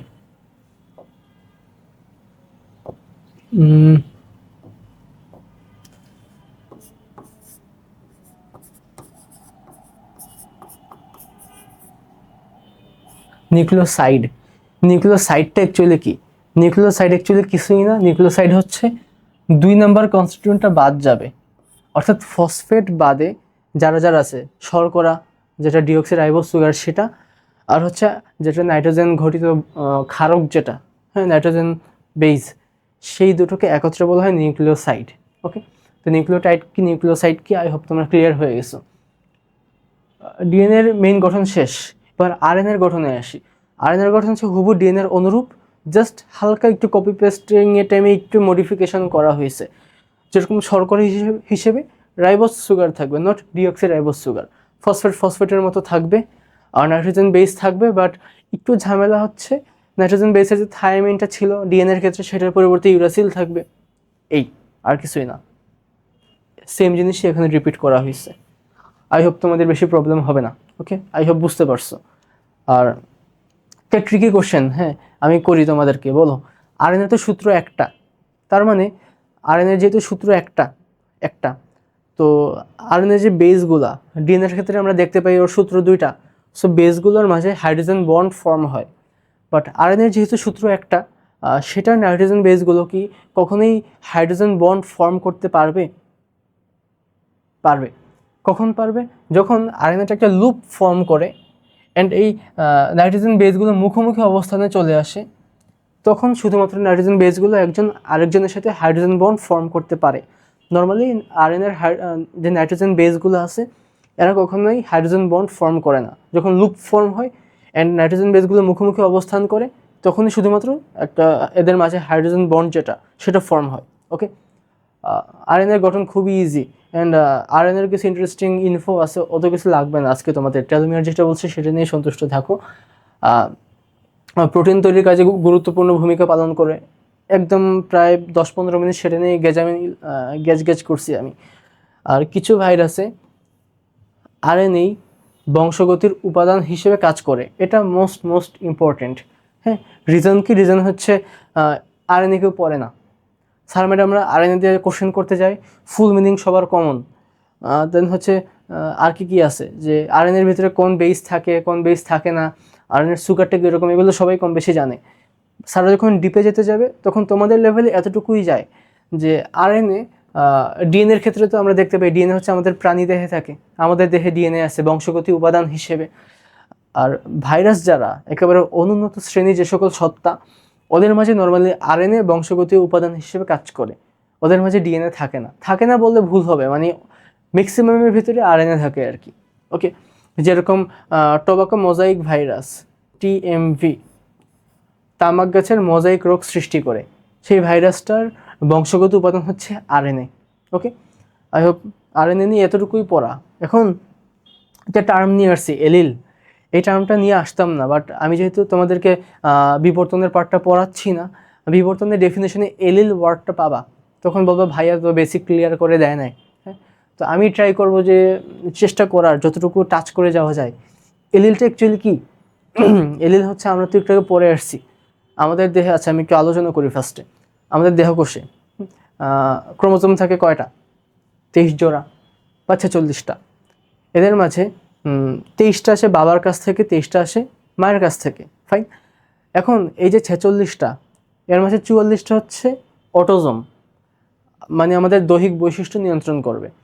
আর বাকি দুইটা তাদেরকে বলা হয় সেক্স ক্রোমোজোম, তারা আমাদের লিঙ্গ নির্ধারণ করবে, পাশাপাশি জেনেটিক্যালি না, লিঙ্গ নির্ধারণ করবে এটা মেইন, আরও কিছু বৈশিষ্ট্য নিয়ন্ত্রণ করে, এটা ট্রু, বাট লিঙ্গ নির্ধারণ করে, এতটুকু মাথায় রাখো, তাইলেই হবে।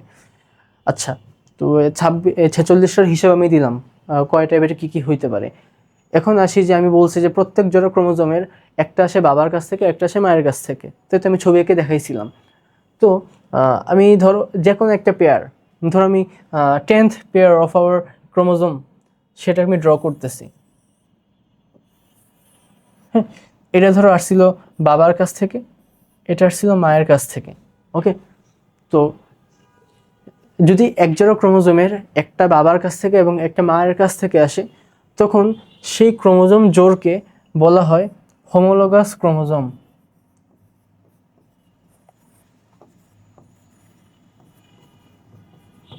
ওকে, তার মানে আমাদের দেহের যে প্রত্যেকটা সেলে 23 জোড়া ক্রোমোজোম আছে, আমরা আরও সুন্দর করে বলতে পারি কি 23 জোড়া হোমোলোগাস ক্রোমোজোম আছে। ওকে, আরও সুন্দর হয় আর কি। অর্থাৎ এক জোড়া ক্রোমোজোমে যদি একটা বাবার কাছ থেকে একটা মায়ের কাছ থেকে আসে, সেই এক জোড়া ক্রোমোজোমকে বলা হয় হোমোলোগাস ক্রোমোজোম। এখন হোমোলোগাস ক্রোমোজোমগুলোর কিছু বিশেষত্ব আছে। বিশেষত্ব কি? এদের মোটামুটি একটা সেম জায়গা বরাবরই একটা সার্টিন ট্রেট বা একটা নির্দিষ্ট বৈশিষ্ট্য নিয়ন্ত্রণকারী জিনটা অবস্থান করে। ওকে, তো মনে করি বাবার থেকে যে ক্রোমোজোমটা আসে সেটার এই এরিয়াটুকু একটা মানুষের দেহের বর্ণ নির্ধারণ করবে, ও কালো হবে না সাদা হবে আর কি। আর মায়ের থেকে যে হোমোলোগাস ক্রোমোজোম ফর্মের জন্য যে আলাদা আরেকটা ক্রোমোজোম আসছে, সেইটারও কিন্তু এই সেম জায়গাতে সেম বৈশিষ্ট্য নিয়ন্ত্রণকারী জিনটা থাকে। হোমোলোগাস ক্রোমোজোমের ক্যারেক্টারিস্টিকই এটা। তো এই যে একই বৈশিষ্ট্য নিয়ন্ত্রণকারী যে দুইটা জিনের মুখোমুখি অবস্থান, তখন এই একটা জিনকে আরেকটা জিনের এলিল বলা হয়। আমি আবার একটু রিপিট করি, হোমোলোগাস ক্রোমোজোমে যে পাশাপাশি দুইটা ক্রোমোজোম থাকে, এদের পাশাপাশি যে দুইটা একই বৈশিষ্ট্য নিয়ন্ত্রণকারী জিন, এই জিন দুটাকে একটার আরেকটার এলিল বলা হয়। হ্যাঁ, অর্থাৎ প্রত্যেকটার এলিল। সো আমি বলতে পারি হোমোলোগাস ক্রোমোজোমে দুইটা এলিল থাকে। হ্যাঁ, তো এই টার্মটা মাঝে মাঝে ইউজ করা হয়। আই হোপ এলিলকে এটা তোমরা বুঝতে পারছো, ঝামেলা হবে না। এবার আসি মেন্ডেলের পরীক্ষা। হ্যাঁ, এর অনেক গল্প আছে মেন্ডেল সাহেবকে নিয়ে। বিজ্ঞানী গ্রেগর জোহান মেন্ডেল, তিনি জন্মগ্রহণ করছেন জার্মানির প্রতিবেশী রাষ্ট্র, বলতে পারবা? সবাই জানে এটা মোটামুটি, যারা দ্বিতীয় বিশ্বযুদ্ধ নিয়ে জানাশোনা আছে।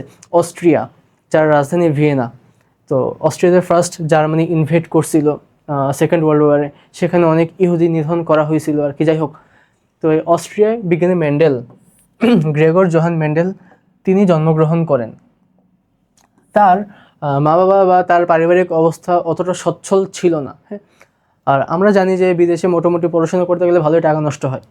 তো এ কারণে তার যখন মোটামুটি প্রাতিষ্ঠানিক শিক্ষা বা উচ্চশিক্ষা না আর কি, প্রাতিষ্ঠানিক শিক্ষা অতটুকু যখন ওর শেষ, তখন আর কি ওর মা বাবা ওকে আর ভার্সিটিতে ভর্তি করায় নাই।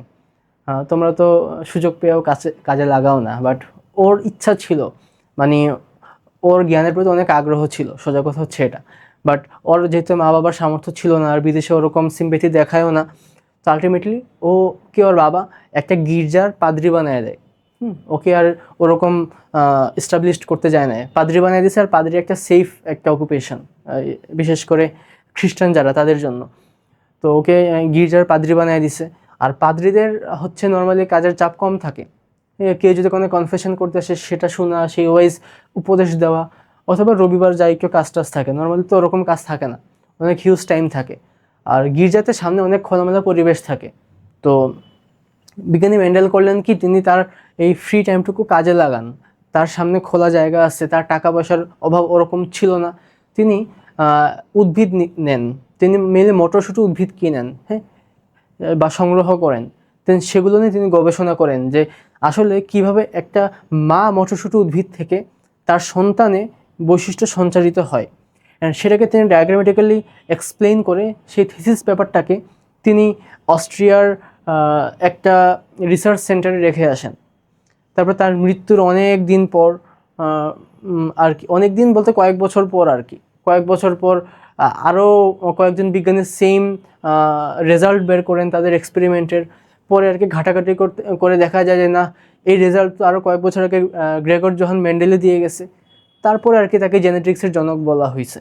তো মানে সে জীবদ্দশায় তার কাজের কোনো দাম পায় না, সোজা কথা হচ্ছে এটা। যাই হোক, তো মেন্ডেল সাহেব নিয়ে কিছু গল্পগুজব করলাম। এখন তোমাদের লেভেলে মেন্ডেল নিয়ে ওরকম কথাবার্তা বলা নাই, হ্যাঁ, ইন্টারে অনেক কিছু আছে। আমি জাস্ট দেখাবো যে বিজ্ঞানী মেন্ডেল তিনি যে কীভাবে দেখান যে মা বাবা থেকে বৈশিষ্ট্য সন্তান সন্ততিতে সঞ্চালিত হয়, সেই প্রসেসটা একটু দেখাই আমি তোমাদেরকে। এটা তোমাদের বইয়ে আছে, হ্যাঁ। বিজ্ঞানী মেন্ডেল তিনি ফার্স্টে মটরশুঁটি উদ্ভিদ নিয়ে গবেষণা করেন, হ্যাঁ। কী উদ্ভিদ? মটরশুঁটি উদ্ভিদ, হ্যাঁ। এটা সায়েন্টিফিক নেম জেনে রাখা ভালো, বাট লাগবে কিনা আই এম নট শিওর। পিসাম সেটিভাম, ওকে, এটাই। এই মটরশুঁটি উদ্ভিদ নিয়ে বিজ্ঞানী মেন্ডেল তিনি গবেষণা শুরু করেন। ফাইন, তিনি কি দেখেন, আমি যদি একটু ইজি করে আঁকি, হ্যাঁ, ধরো হচ্ছে মা বা পিতামাতা,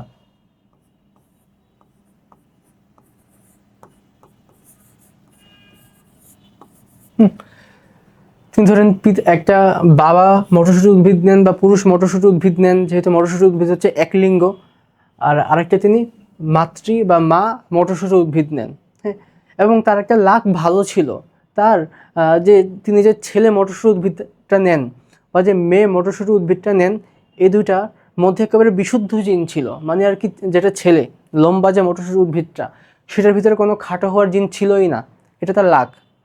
আর তিনি যে মেয়ে মটরশুঁটি উদ্ভিদটা ফার্স্টে নেন, সেটাও তার লাক এতটাই ভালো, সেটাতে কোনো লম্বা হওয়ার জিন ছিল না, সেটা একেবারে বিশুদ্ধ খাটো ছিল, হ্যাঁ। আর যে পুরুষ যে উদ্ভিদটা নেন, সেটা ছিল বিশুদ্ধভাবে লম্বা, এটা তার লাক, এটা নিয়ে আমাদের কিছু বলার নেই।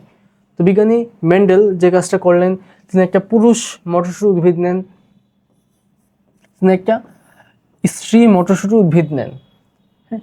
অ্যান্ড ধরি আমি লম্বা হওয়ার জন্য দায়ী জিন হচ্ছে টি, আর খাটো হওয়ার জন্য দায়ী জিন হচ্ছে স্মল টি। নর্মালি লম্বা হওয়ার জিন আর খাটো হওয়ার জিন পাশাপাশি থাকলে একটা জীব লম্বা হয়, সো বলা হয় যে লম্বা হওয়ার জিনটা প্রকট জিন, ওকে ফাইন। এবার আমি শুরু করি। ধরো যে পুরুষ মটরশুঁটি উদ্ভিদ আর স্ত্রী মটরশুঁটি উদ্ভিদ, পুরুষটা ছিল কি বিশুদ্ধ লম্বা, আর স্ত্রীটা কীরকম ছিল? বিশুদ্ধ খাটো, ফাইন।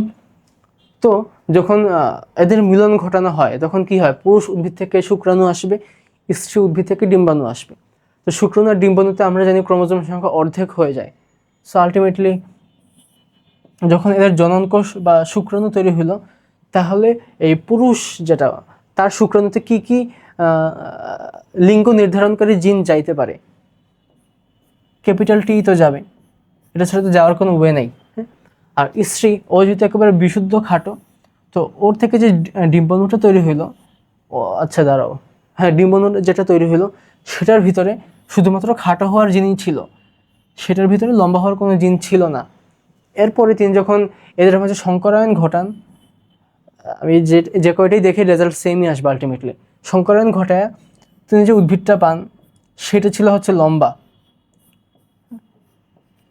কিন্তু তিনি যখন পরবর্তীতে আবার এই বাচ্চা যেগুলো ফর্ম হলো সংকরভাবে লম্বা, এই যে সংকরভাবে যে লম্বা যে বাচ্চাগুলো ফর্ম হলো প্রথম মা বাবার সংকরায়ন ঘটানোর পরে, তিনি এই বাচ্চা কাচ্চাকে নিয়ে আবার সংকরায়ন ঘটান, একটার সাথে আরেকটার আবার মিলন ঘটান।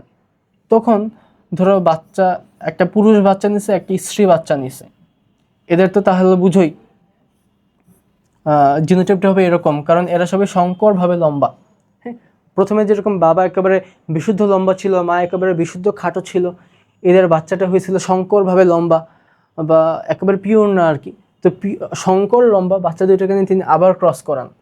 তখন যখন এই সংকর লম্বাগুলো থেকে শুক্রাণু তৈরি হলো, শুক্রাণুতে তো এগুলো ভাগ ভাগ আকারে চলে যাবে, কারণ শুক্রাণুতে ক্রোমোজোম প্রত্যেক জোড়া থেকে একটা একটা করে যায়।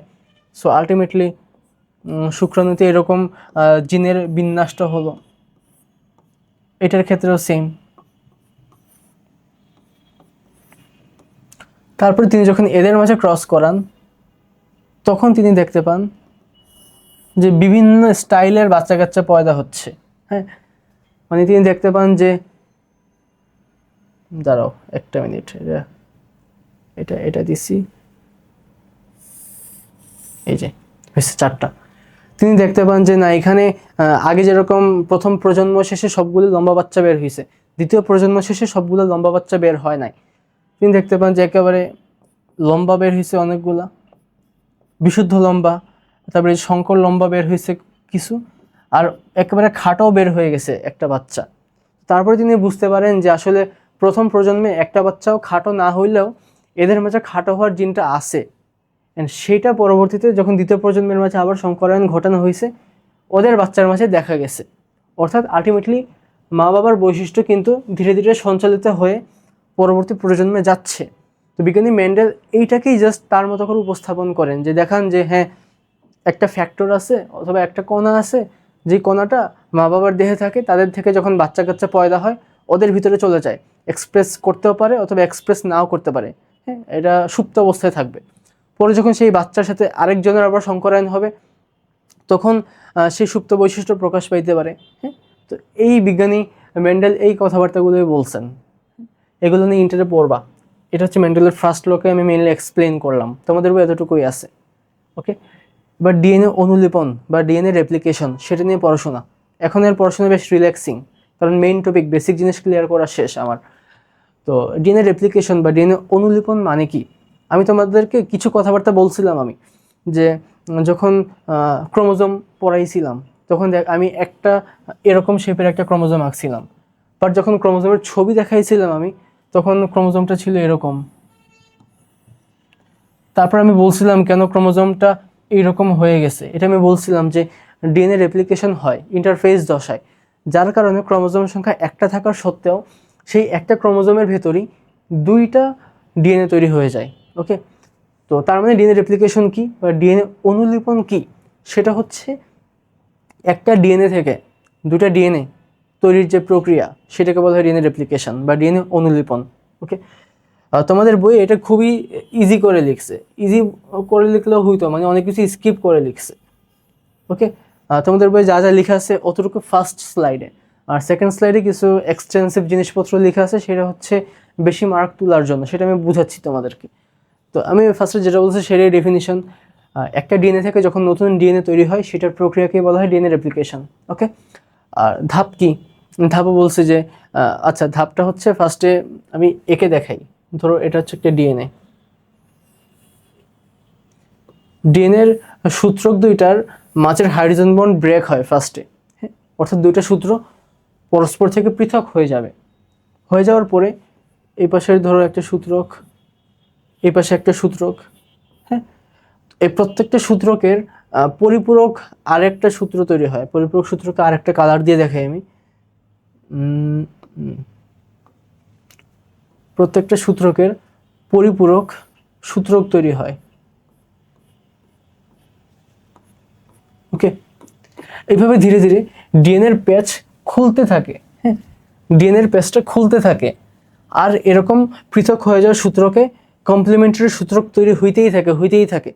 এরকম করে যখন খুলতে খুলতে একেবারে ডিএনএ শেষ করে ফেলে, এই পরিপূরক সূত্র তৈরিটাও শেষ হয়ে যায়। তখন আলটিমেটলি একটা ডিএনএ থেকে দুইটা ডিএনএ ফর্ম করা হয়ে যায়। ওকে, তো এগুলো এখানে বলা হয়েছে যে ফার্স্টে দুইটা সূত্র ফার্স্টে আলাদা হবে, তারপর প্রতিটি পুরনো সূত্রকে বেস বা ভিত্তি ধরে নতুন পরিপূরক সূত্র তৈরি হবে। মানে ধরো এখানে টি ছিল, এখানে এ যুক্ত একটা নিউক্লিওটাইড বহন করে, এরকম একটা নিউক্লিওটাইড আসবে। তারপরে এখানে ধরো জি ছিল, তো এখানে সি নাইট্রোজেন বেস যুক্ত আর একটা নিউক্লিওটাইড আসবে। এরকম করে এটার বেজের কমপ্লিমেন্টারি বেস যুক্ত নিউক্লিওটাইডগুলো এসে যুক্ত হবে। এরকম হয়ে পরবর্তীতে নতুন আরেকটা পরিপূরক সূত্র ফর্ম করবে। এভাবে ধীরে ধীরে একটা ডিএনএ থেকে দুইটা ডিএনএ ফর্ম হয়ে গেল। এটাই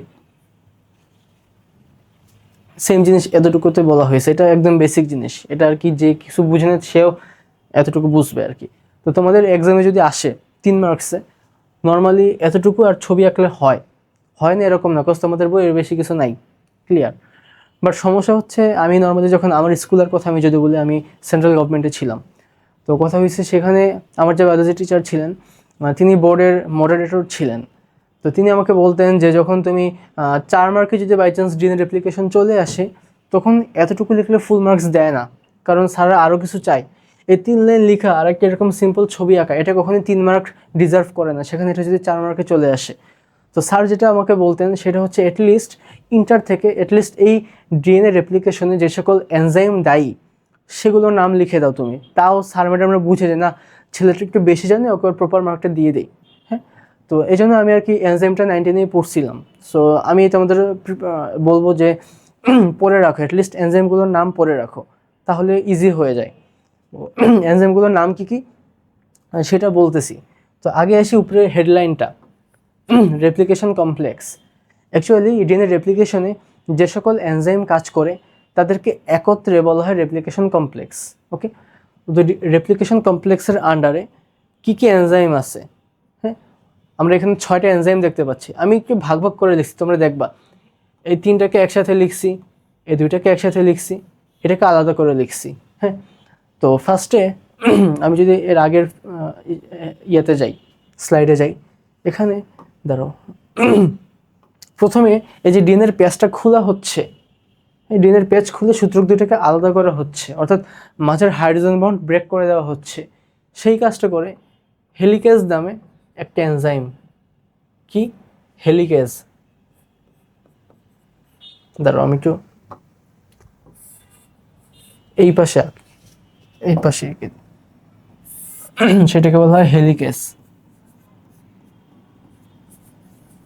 ওকে, তার মানে হেলিকেজ এই পেজটা খুলতে সাহায্য করে। ওকে, তারপরে পেজ খোলা হয়ে গেল, পেজ খোলার পরে যে নতুন যে পৃথক দুটো সূত্র তৈরি হলো, এরা যেন পরে আবার পেঁচায় না যায়, হ্যাঁ, এই জন্য এই পৃথক হওয়া সূত্রক দুইটাতে একটা এনজাইম বাইন্ড হয়। ধরো এখানে একটা এনজাইম বাইন্ড হয়েছে, যার কারণে আলটিমেটলি এই সূত্রকটা এটার সাথে আবার পেঁচায় যাচ্ছে না। সেমলি এখানে একটা এনজাইম বাইন্ড হয়েছে ফর এক্সাম্পল, সেই এনজাইমটার নাম হচ্ছে এসএসবিপি, সিঙ্গেল স্ট্র্যান্ড বাইন্ডিং প্রোটিন, এসএসবিপি। ওকে, তো দুইটা এনজাইমের নাম শিখলাম, হেলিকেজ কি, এসএসবিপি কি। তারপরে এই যে দেখো হেলিকেজ কি করতেছে, পেজটা খুলে দিচ্ছে। তো ধরো একটা পেজ খোলা হচ্ছে, ফুল স্পিডে হেলিকেজ কাজ করে যাচ্ছে, ওর সামনের পোর্শন তো কুণ্ডলিত, তাই না? ওর সামনের পোর্শন কুণ্ডলিত। সো যখন হেলিকেজ কাজ করে আগায় যাইতেছে, সামনের কুণ্ডলিত অংশটা আরও কুণ্ডলিত হয়ে যাবে না, কারণ এখান থেকে ফোর্স অ্যাপ্লাই করা হচ্ছে। সো কুণ্ডলিত অংশটা আরও কুণ্ডলিত হয়ে যাবে। তখন এই অধিক কুণ্ডলন এইটাকে কমায় দিতে, হ্যাঁ, বা এই যে অধিক কুণ্ডলিত যে স্ট্রাকচারটা ফর্ম হয় হেলিকেজের সামনে, যার জন্য হেলিকেজ কাজ করতে বাধা পাইতে পারে, সেই অধিক কুণ্ডলিত যে ডিএনএর ফর্মটা, সেটা যেন অধিক কুণ্ডলিত না হয় সেটা প্রিভেন্ট করে হচ্ছে আমার টোপো আইসোমারেজ নামে একটা এনজাইম। অর্থাৎ এই যে এই দিকে থাকে আর কি, এইদিকে থাকে। এটা কী করে, হেলিকেজের সামনে যখন কুণ্ডলিত ডিএনএটা থাকে, হেলিকেজ আগায় যাওয়ার কারণে কুণ্ডলনটা আরও ঘন হয়। তো সেই অধিক কুণ্ডলনকে প্রিভেন্ট করতে, যেন অধিক কুণ্ডলিত না হয় সেটা প্রিভেন্ট করতে কাজ করে আরেকটা এনজাইম, সেটার নাম হচ্ছে টোপো আইসোমারেজ। কি লিখছি আমি, যাই হোক বাংলাটা পরের স্লাইডে আছে, এই যে টোপো আইসোমারেজ, এখান থেকে বাংলা পারলেই হয়েছে। এই তিনটে এনজাইম আমি শিখাইলাম। আর তারপরে ধরো হচ্ছে এই যে ডিএনএটা তৈরি হয় না, যে নতুন কমপ্লিমেন্টারি যে সূত্রকটা বা পরিপূরক সূত্রকটা তৈরি হচ্ছে ডিএনএর, এটা এরকম না যে এই বেস দেখে সাথে সাথে এসে বসে গেল, এরকম কাজ করে না। প্রথমে একটা তোমার, আমি কোন কালার ইউজ করবো, ছবিতে ইউজ করা শেষ, লাল ইউজ করি।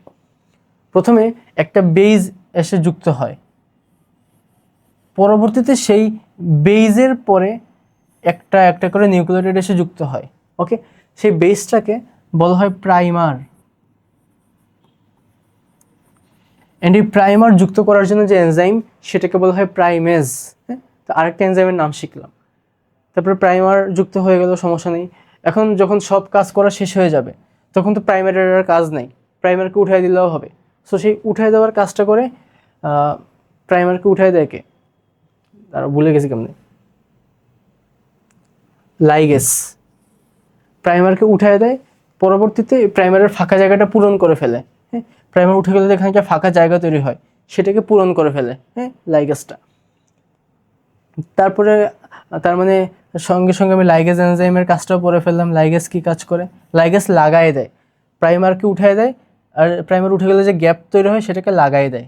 ওকে, আর আরেকটা এনজাইম আছে, সেটা হচ্ছে এই যে ধরো প্রাইমারটা বসার পরে যে নিউক্লিওটাইডগুলো পরস্পর যুক্ত হইতেছে, পরপর যুক্ত হইতেছে, এই যুক্ত হওয়ার টাইমে হেল্প করে ডিএনএ পলিমারেজ এনজাইম। তো এই কয়টা এনজাইম নিয়ে জানলেই হয়েছে। তাহলে আমি একবার করে রিপিট করি, কোন কোন এনজাইম ডিএনএ রেপ্লিকেশনে কাজ করে। নাম জানলেই হয়েছে, কাজ হচ্ছে তোমরা যেন ইজিলি বুঝতে পারো সেটার জন্য। ফার্স্টে হেলিকেজ প্যাচটা খুলে দেয়। হ্যাঁ, প্যাচ খুলে দেওয়ার পরে নতুন সূত্রক দুইটা যেন আবার প্যাচে না যায়, তার জন্য এসএসবিপি। আর হেলিকেজ যখন কাজ করতেছে, উপরে আরও অধিক ঘন প্যাচ তৈরি হয়, সেই অধিক ঘন প্যাচ খুলে দিতে সাহায্য করে টোপো আইসোমারেজ। ওকে, তিনটা বললাম। তারপরে হচ্ছে নিউক্লিওটাইড যুক্ত হওয়ার জন্য যে বেস বা প্রাইমার প্রয়োজন হয়, সেই প্রাইমার যুক্ত করে প্রাইমেজ এনজাইম। প্রাইমারের পরে যে ডিএনএ এই নিউক্লিওটাইডগুলো যুক্ত হয়, এই নিউক্লিওটাইড যুক্ত হতে সাহায্য করে ডিএনএ পলিমারেজ এনজাইম। আর আলটিমেটলি হচ্ছে সব কাজ শেষে যখন প্রাইমারকে উঠায় দিতে হয়, উঠায় দিয়া এই মাঝের যে ফাঁকা জায়গা সেটাকে যুক্ত করা হচ্ছে লাইগেজ এনজাইম। ওকে, তো এগুলো নিয়ে পরের স্লাইডে সেম কথাগুলো বলছি, আমি রিপিট করলাম না। অ্যান্ড কাজের ধরনের উপর বেস করে আমি একটু আলাদা আলাদা করে লিখছি, বাট দিন শেষে এরা তুমি বলে দিচ্ছি এগুলোই আছে এখানে, এর বাইরে কিছুই নেই। আই হোপ কোনো প্রবলেম হবে না তোমাদের জন্য। রেপ্লিকেশন কমপ্লেক্স অ্যাটলিস্ট নামগুলো জানলেই হয়েছে, তোমাদের নামগুলো লিখে দিবা, তাইলেই হবে।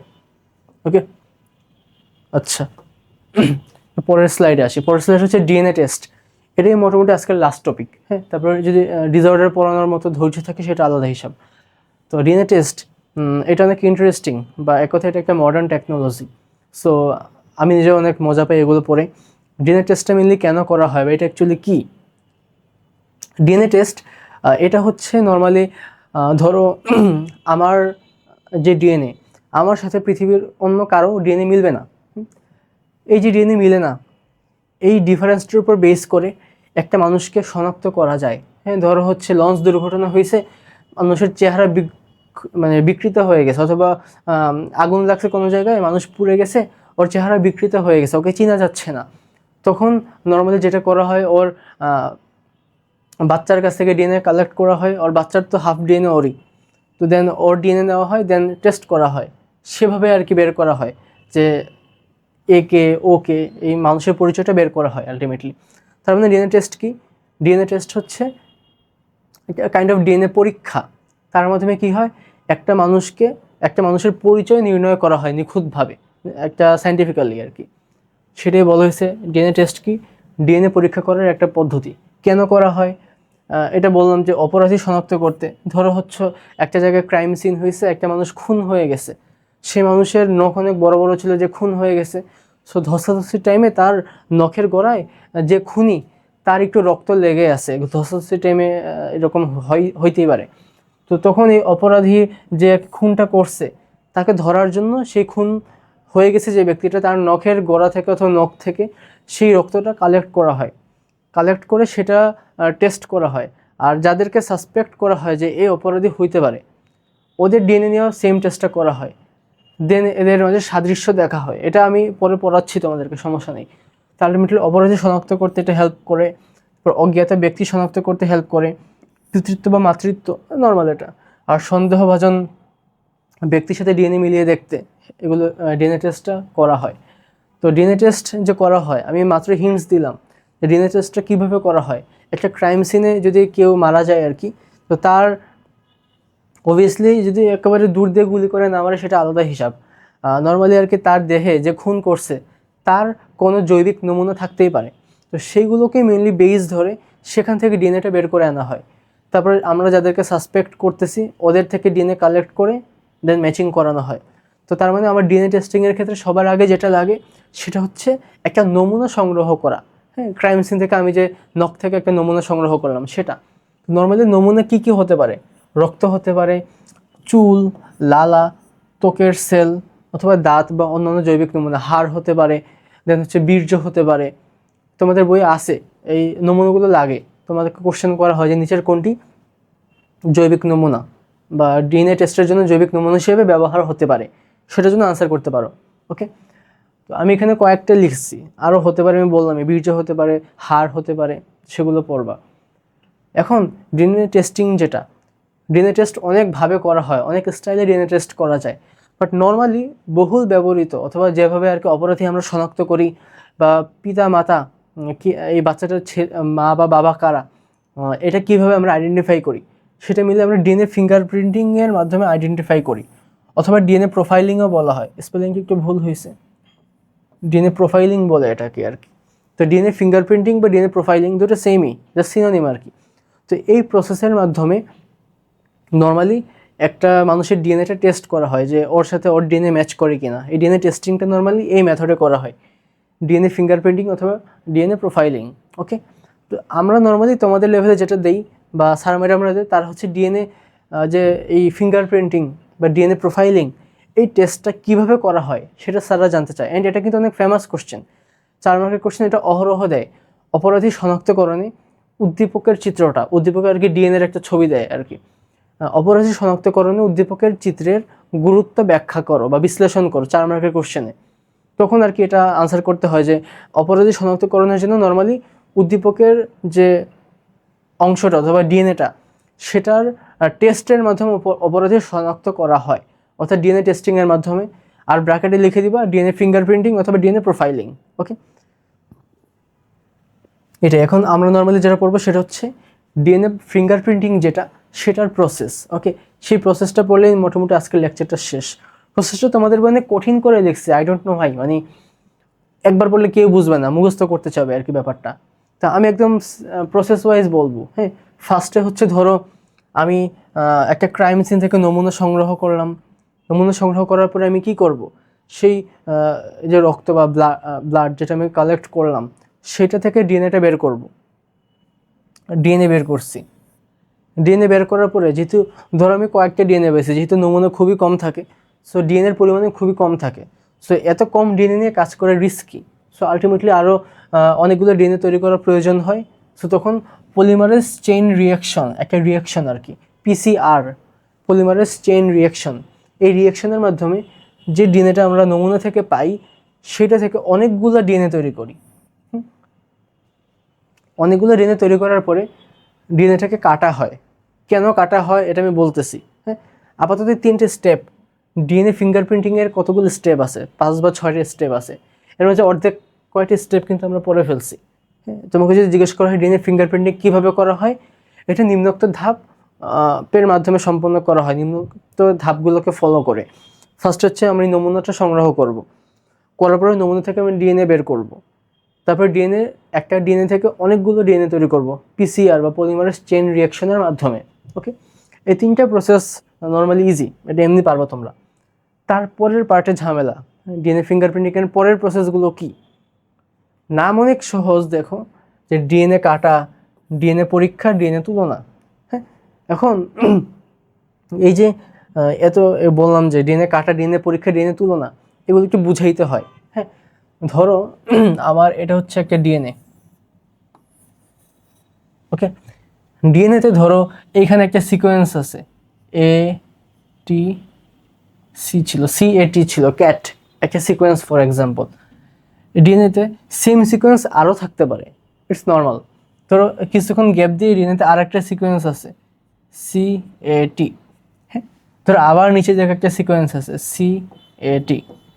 ডিএনএতে এরকম হয়, কিছু সিকোয়েন্স রিপিট হয় ডিএনএতে, এটা হতেই পারে, অস্বাভাবিক কিছু না। তো আমরা একটা এনজাইম ইউজ করি ডিএনএ কাটার জন্য, সেই এনজাইমটার নাম হচ্ছে রেস্ট্রিকশন এন্ডোনিউক্লিয়াস এনজাইম।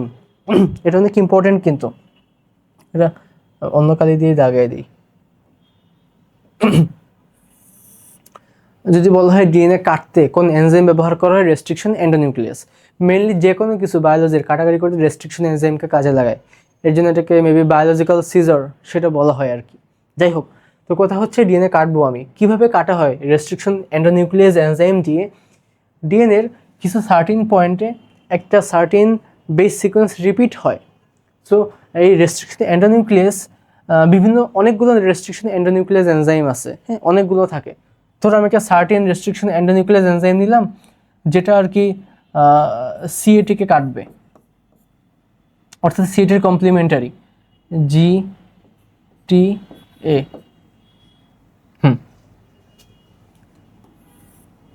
তো আমি একটা রেস্ট্রিকশন এনজাইম নিলাম, সেই এনজাইমটা এমন এনজাইম সেটা শুধুমাত্র এই সাইটগুলোকে অ্যাটাক করবে অ্যান্ড এই সাইটগুলো কেটে দিবে আর কি ডিএনএর।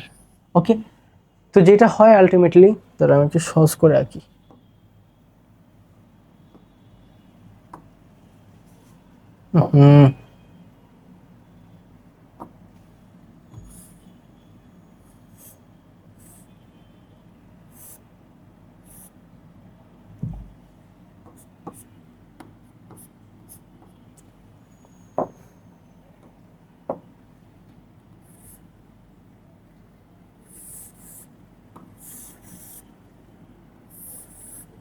তো রেস্ট্রিকশন এন্ডোনিউক্লিয়াস এনজাইম অনেকগুলো আছে।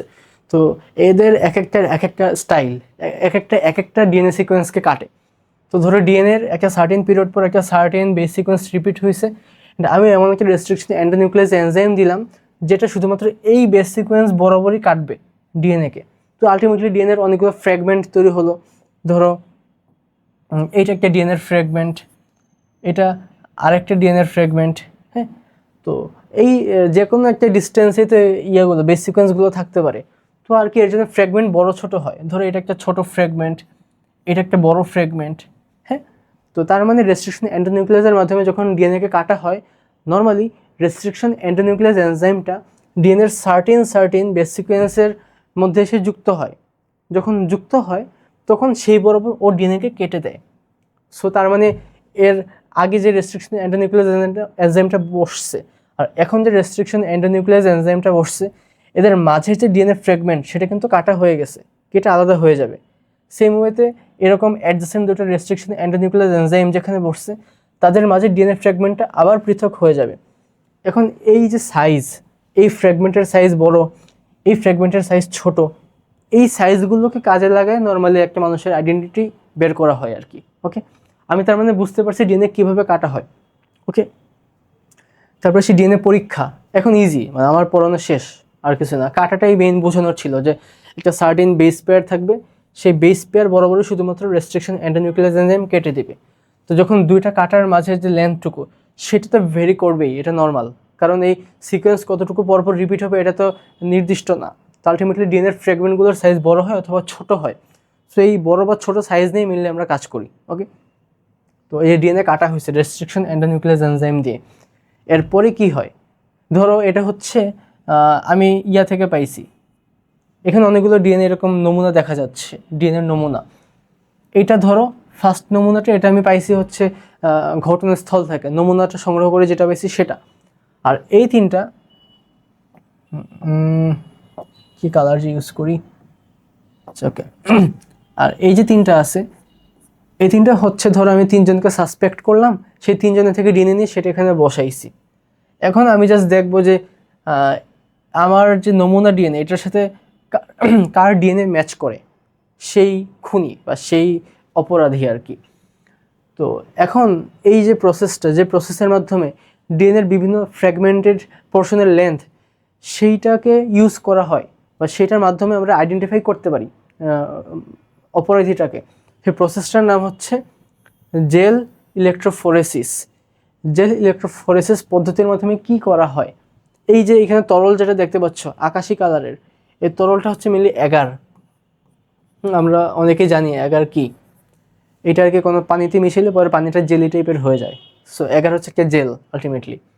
তো এই জেলের ভেতরে এই ডিএনএগুলোকে রাখে রেস্ট্রিকশন এনজাইমের সাথে মিলায়া, মিক্সটা যে মিক্সড যে ফর্মটা হলো, ডিএনএটাকে রেস্ট্রিকশন এন্ডোনিউক্লিয়াসের সঙ্গে মিক্স করে যে ফর্মটা হলো সেটাকে এরকম সিরিয়াল ধরে রাখা হয়েছে। তারপরে তোমার কোথায় রাখা হয়েছে, অ্যাগার জেলের ভিতরে রাখা হয়েছে। রাখার পরে কি করা হয়, তড়িৎ বিশ্লেষণ করা হয় বা ইলেকট্রোফোরেসিস করা হয়। মেনলি কী করা হয় আমি বলি, ইলেকট্রোফোরেসিস মানে কি। ইলেকট্রোফোরেসিস মানে হচ্ছে তোমার এক প্রান্তে নেগেটিভ চার্জ দিয়ে আরেক প্রান্তে পজিটিভ চার্জ দিয়ে চার্জিত করা হয়। হ্যাঁ, ধরো এই পাশে একটা ইলেকট্রোড, সেখানে নেগেটিভ চার্জ দেওয়া হয়েছে, এই পাশে একটা ইলেকট্রোড, সেখানে পজিটিভ চার্জ দেওয়া হয়েছে। হ্যাঁ, দেওয়ার পরে এই যখন ব্যাটারিটা অন করা হবে, অন করা হলে কি হয়, নর্মালি যেহেতু এটা নেগেটিভ এটা পজিটিভ, ডিএনএ হয় ঋণাত্মক চার্জ বিশিষ্ট ডিএনএ। হ্যাঁ, তো আলটিমেটলি ডিএনএর যে ফ্র্যাগমেন্ট যেগুলো আর কি ওইরকম রেস্ট্রিকশন এন্ডোনিউক্লিয়াস এনজাইম দ্বারা কাটার কারণে তৈরি হইলো, সেই ফ্র্যাগমেন্টগুলো সামনে আগানো শুরু করে। ওকে, যেটা সবচেয়ে বড় ফ্র্যাগমেন্ট সেটা একটু পিছের দিকে থাকে। হ্যাঁ, কারণ সেটা সাইজ বড়, আসতে একটু কষ্ট হয়। আর ডিএনএ যেহেতু ঋণাত্মক চার্জ বিশিষ্ট, সো ডিএনএ কিন্তু পজিটিভের দিকে মুভ করা শুরু করবে আলটিমেটলি। তো ডিএনএর ফ্র্যাগমেন্টগুলো পজিটিভের দিকে মুভ করা শুরু করে, বাট যে ফ্র্যাগমেন্টটা সাইজে বড় সেটা একটু পিছিয়ে পড়ে যাবে, আর যে সাইজে একটু ছোট যে ডিএনএ ফ্র্যাগমেন্টটা সেটা সামনে চলে আসবে। হ্যাঁ, এইভাবে আর কি বড় ছোট বিন্যাসটা করা হয় একটা সার্টেন টাইম পর্যন্ত।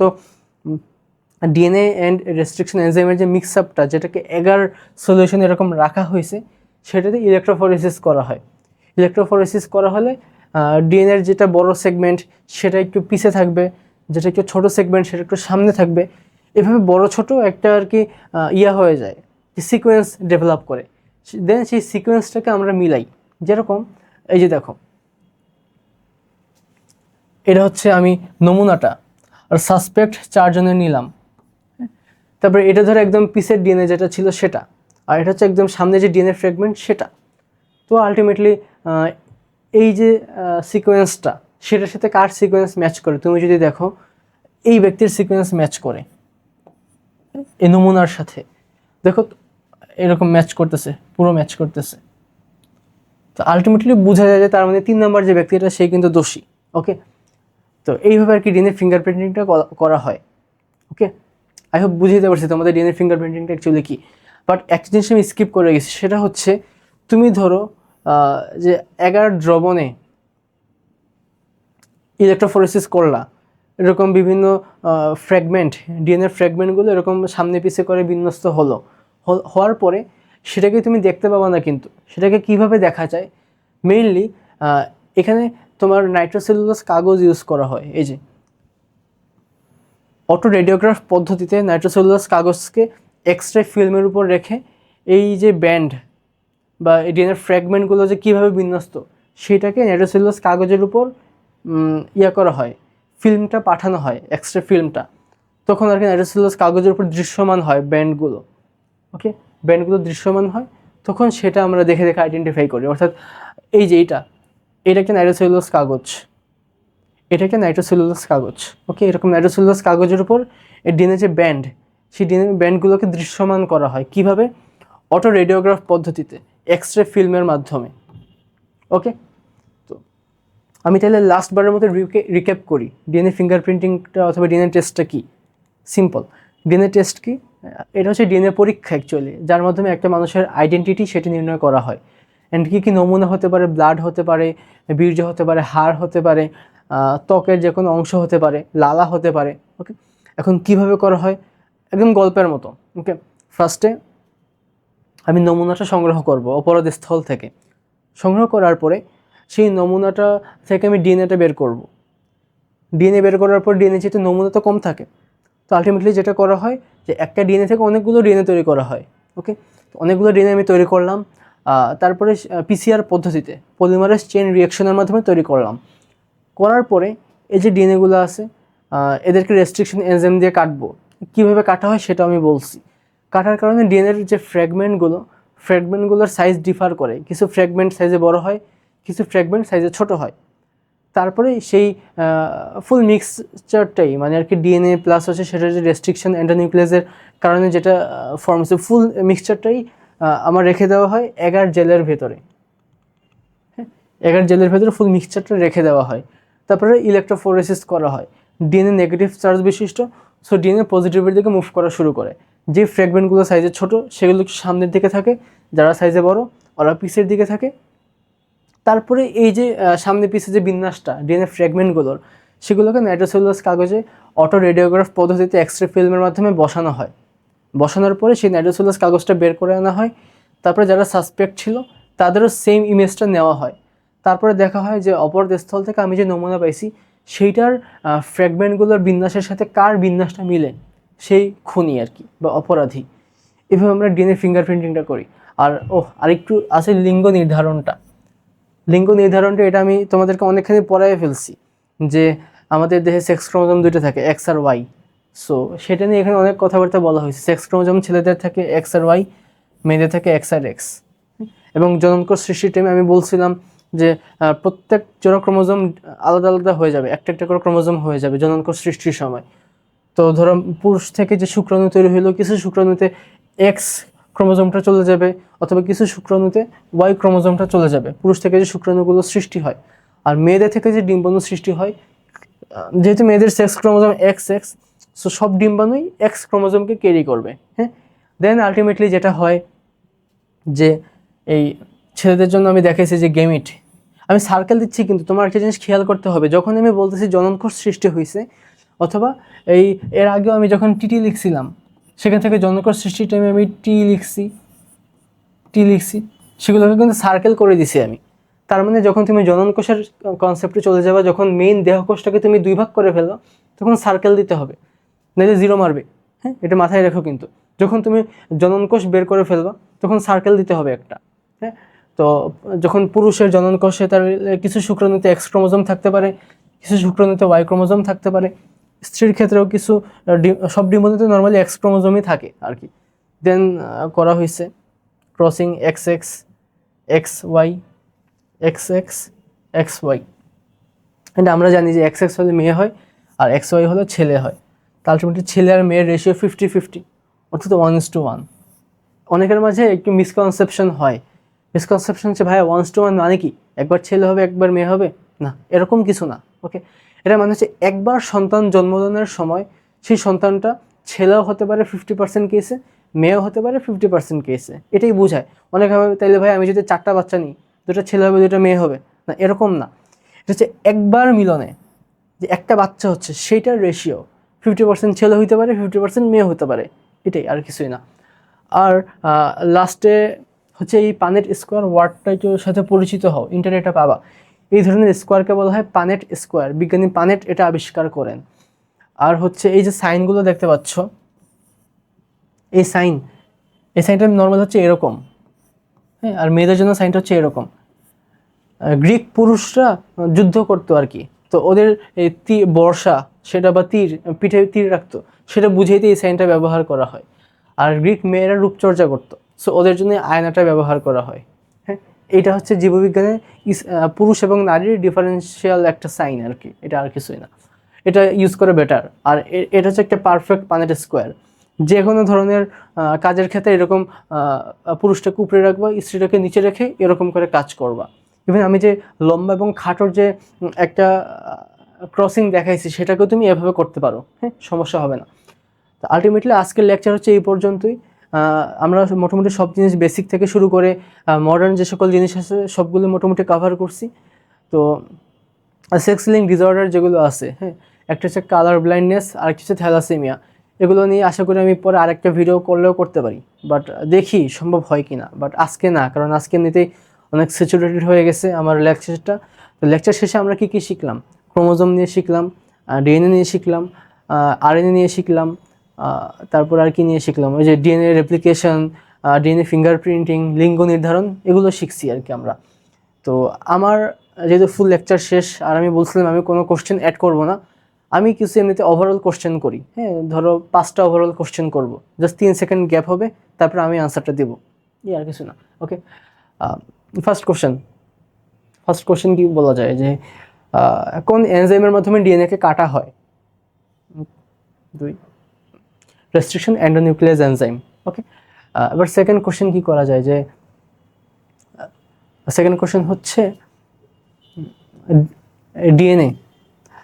ডিএনএ এর দুটো সূত্রককে আলাদা করতে কোন এনজাইম কাজ করে?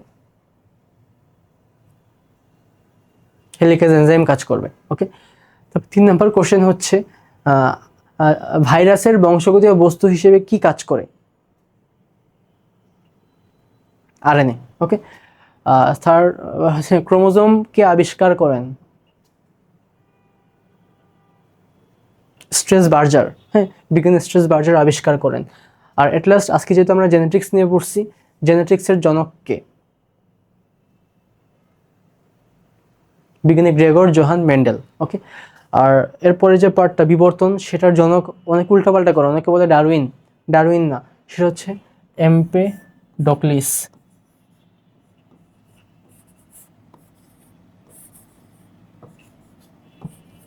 এম্পেডোক্লিস, হ্যাঁ। যাই হোক, আজকের লেকচার এই পর্যন্তই। আশা করি তোমাদের আজকের জেনেটিক্স যতটুকু পড়াইছি সেটা নিয়ে সমস্যা নেই। আর কোনো সমস্যা হলে অবভিয়াসলি আমাদেরকে জানাবা। আর কি, সবাই ভালো থেকো, আমার জন্য দোয়া করো, তোমাদের জন্য দোয়া রইল। আসসালামু আলাইকুম ওয়া রাহমাতুল্লাহ।